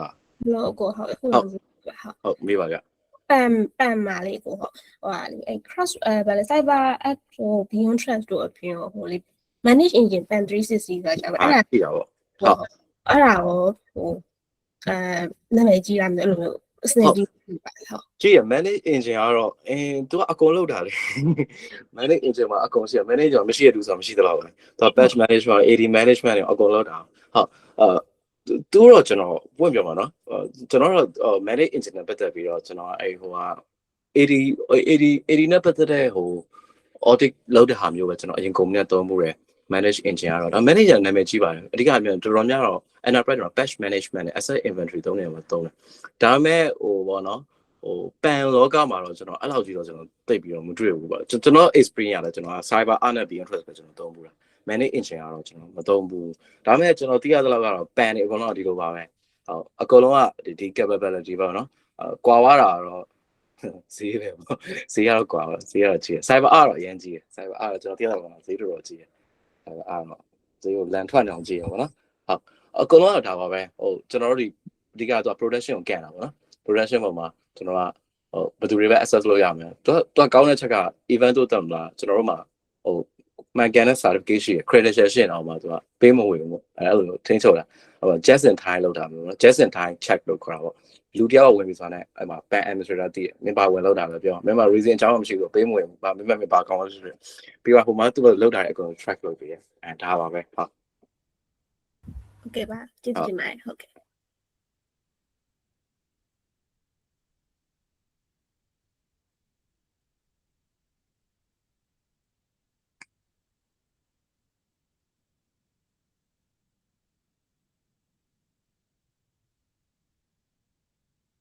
hello ဟုတ်တခုလောက်ထပ်မေးခြင်းလို့ပါ ဟုတ်ကဲ့ပြပါဗျာ ဟုတ်ကိုအဲ့လေဟို SSH key rotation လို့ပါဟိုအဲ့လိုမျိုးကကြတော့ဟိုဘယ်လိုမျိုးကိုပြောလဲဟုတ်တခြားအရင်မသိလို့အဲ့လေပြောပြလို့ထင်ရရင်ဟုတ် key rotation ကျတော့ဘာလို့ကျွန်တော်အဓိက cryptography နဲ့ဆိုင်တာပေါ့ကျွန်တော်ကအဓိကဟို decrypt လုပ်တဲ့ key ရှိရယ်decrypt လုပ်တဲ့ key ရှိရပါတော့ကျွန်တော်ကဥပမာဆိုကြတော့ကျွန်တော်တို့ဆိုရင် payment gateway ကုန်ပြီဟုတ်အဲ့တော့ဘာဖြစ်လို့ကျွန်တော်တို့data ကို encrypt လုပ်ပြီးတော့လာပို့တယ်ဟိုနော်ကျွန်တော် payment server တွေအဲ့ကြရင်ဘာလို့ကျွန်တော်တို့က key ရှိရယ်အဲ့ key နဲ့ decrypt လုပ်တာဥပမာ example ပြပြမယ်နော်အဲ့ကျွန်တော်တို့ရဲ့ product လို့ပြောတာ ban တွေပါလဲသုံးပါ ban တွေပါဒီမှာရှိတယ်ဟုတ်နော်အဲ့ဒီမှာokay အဲ့မှာစာလာပြီးတော့အဲ့မှာ transaction တခုလာပေါ့ purchasing လာတခုလာတော့ပေါ့နော်ဈေးတခုလာပဲဘာလို့ဒီနေ့ခေတ်ကအကုန်လုံးပါဆို HTTPS တွေပဲဟုတ်တယ်နော် HTTPS ဆိုတော့ကျွန်တော်အကုန်လုံး data တွေအကုန်လုံး fully encrypted ဖြစ်တာ fully encrypted အကုန်လုံး encryption လုပ်တာ encryption လုပ်တာဘာဖြစ်လဲဆိုတော့ကျွန်တော်တို့ပထမဆုံးနေတော့ key pair နှစ်ခုရှိတယ်ဒီ server တစ်ခုမှာသူ့မှာ digital certificate ရှိတာ digital certificate ပေါ့ DC ပေါ့ digital certificate မှာသူ့ရဲ့ဘာရှိလဲဆိုတော့ public key ရှိတယ်နော်အဲ့တော့ user ကပါဒီမှာကျွန်တော် customer ပေါ့ customer ဒီမှာလာပါ customer အရင်ဆုံးပါလို့ဆိုတော့ဘာလို့ဈေးတစ်ခုဝယ်တော့မယ်ဆိုပါအဲ့ဈေးဝယ်မယ်ဆိုအထဲထဲမှာကျွန်တော်က credit card တွေပါရိုက်ထည့်ရမယ်လေဒါ sensitive အဲ့တော့ဒီ data အကုန်လုံးသူက TLS နဲ့ encrypt လုပ်အောင် HTTPS နဲ့ encrypt လုပ် encrypt လုပ်တော့မယ်ဆိုပါတော့ encryption လုပ်တော့မယ်ဆိုတော့ကျွန်တော်က encrypt လုပ်ဖို့က key က public key နဲ့သုံးတယ် decrypt လုပ်ဖို့ကျတော့ private key နဲ့သုံးတယ် okay အဲ့တော့ private key ကဘယ်မှာရှိလဲဆိုတော့အများဆုံးဒီ web server နဲ့ရှင်းနေတယ်တချို့ကလည်းရှင်းမှာတော့ web server မှာသွားဘယ်မှာထားလဲဆိုတော့ကျွန်တော်က SSL မှာထား hardware security module ဆိုတာရှိတယ်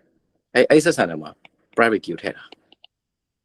private key ထည့်တာဟုတ်နော် private key ထည့်တာ okay private key အဲ့တော့user ကပါဆိုတော့ encrypt လုပ်တော့မယ်ဈေးဝယ်တော့မယ်ဆိုတော့အရင် user ဘာယူလဲဆိုတော့ကျွန်တော်တို့ဒီဟိုနော်ကျွန်တော်ဟိုဒီ e-commerce website က public key ဆိုဆွဲယူတယ် public key ပေါ့အဲ့ public key ကိုသုံးပြီးကျွန်တော်ကပါဆို encrypt လုပ် encrypt with public key နော် public key လို့ပြောအဲ့မှာ encrypt လို့တည်ပေးလိုက်တယ်ဒီဘက်ရောက်သွားအဲ့တော့ဘာလို့ web server ရောက်တော့ပါဆိုဟာဟုတ်နော်ငါးစီကိုပါဆိုတော့ဈေးဝယ်တဲ့ transaction တစ်ခုဝင်လာပြီဟုတ်နော်အကုန်လုံး encrypt လုပ်ထားပဲငါက key နဲ့လုပ်တာအဲ့တော့ငါ decrypt ပြန်တော့ decrypt ပြန်လုပ်တော့ငါဘာနဲ့လုပ်အောင်မလို့သူကဒီ web server ပါဆိုကျွန်တော်ရဲ့ customer site မှာပါဆို private key အဲ့ private key နဲ့ပြန်ရင်ပါလို့ဆို decrypt လုပ် private key နဲ့ပါဆို decrypt ပြန်တော့ဒီ ECR decrypt လုပ်လိုက်ပါဆိုပါတော့သူဝယ်မဲ့ item တွေအကြောင်းအရာတွေပြီး credit card number တွေပါအကုန်လုံးပါသွားအဲ့တော့မှပါဆိုအဲ့ check လိုက်ပြီး process လုပ်ပြီး payment တစ်ခုပြီးအောင်လုပ်တာပေါ့နော်ဘဏ်အောင်သွားပြီးတော့ပတ်စံပေးတာမျိုးတွေပါရလုပ်တာအဲ့တော့ဒီက key rotation လုပ်တယ်ဆိုတော့များသောအားဖြင့်ကျွန်တော်ဒီ private key rotation လုပ်တာများဟုတ် private key rotation လုပ်တာများအဲ့တော့ကျွန်တော် PCI desert လို့ပါမှာဆိုတော့ key rotation ဆိုတာရှိရ cryptographic standard မှာဆိုတော့ key rotation ကဟို private key rotation ကိုကျွန်တော်က at least 2 year every 2 year တိုင်းမှာရှိရမယ်ဟုတ်ပြီနော်ဆိုကြတော့3 year committee တစ်ခုနဲ့တစ်ခုတော့ problem ဆိုတချို့ကျတော့1 year ပေါ့အဲ့လိုမျိုး key rotation ကအဲ့ဒါဒီ key ကိုပါဆိုပြန်ပါဆိုတော့ change ရ private key ကိုဘာလို့ private key ကအများနဲ့တက်မှာဒီ key ကိုပဲတစ်သက်လုံးသုံးတယ်ဆိုမကောင်းဘူးမှာဒီ key ကအချိန်မှာ compromise ဖြစ်သွားရင်ဘယ်လိုလုပ်မှာ compromise ဖြစ်အောင်ကုန်ပြီပေါ့နော်ပြောချင်လို့ဘာတည်းကဒီဝင်လာသမျှ traffic အကုန်လုံးပါပဲ hacker ပါပဲအကုန် decrypt လုပ်ရပါတယ် decrypt လုပ်ရပါတယ်ဆိုကျွန်တော်ရဲ့ private key ရပါတယ် decrypt လုပ်ရပါတယ်အဲ့မှာ customer ရဲ့ CVV တွေ credit card တွေ expiry date တွေအကုန်ရပါတယ်ရောက်တဲ့ခါကျရင်သူတို့ shopping time ပဲဒီ credit card ရဲ့ CVV ကိုဟုတ်လား expiry date ကို get information ရပြီးတော့သွားပါလို့ရဒီသုံးပြီးပါလို့ဈေးဝယ်လို့ရပါတယ်ပေါ့နော်အဲ့တော့အားကြောင့်ကျွန်တော်ဒီ private key ကိုအများနဲ့တစ်သက်လုံးအသိမထား private key ကိုကျွန်တော်ချင်းပြkey rotation လုပ်တယ်လို့ခေါ် key rotate လုပ်ပေးရ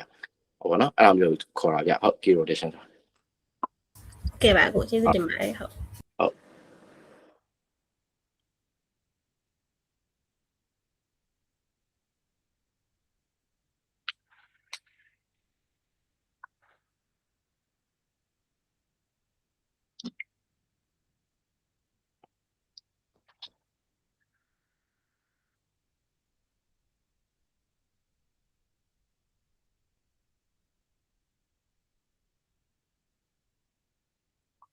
โอเคအဲ့ဆိုမေးစရာမရှိတော့ဆိုရင်ကျွန်တော်တို့ခဏ break လိုက်အောင်เนาะတနားရီမှကျွန်တော်ပြန်စားကြပါဦးနေ့လေးကြာရင်တော့ကျွန်တော် EDR တို့အကြောင်းကျွန်တော်ဆက်သွားမယ်ဗျเนาะဟုတ်ကဲ့ဟုတ်ပြီးတော့မှလာ try လိုက်ရအောင်เนาะဟုတ်တနားရီကြာတော့မှကျွန်တော်ပြန်တွေ့ကြမယ်ဗျเนาะဟုတ်ကဲ့ ဟုတ်ကဲ့ကျေးဇူးပါဆရာ ဟုတ်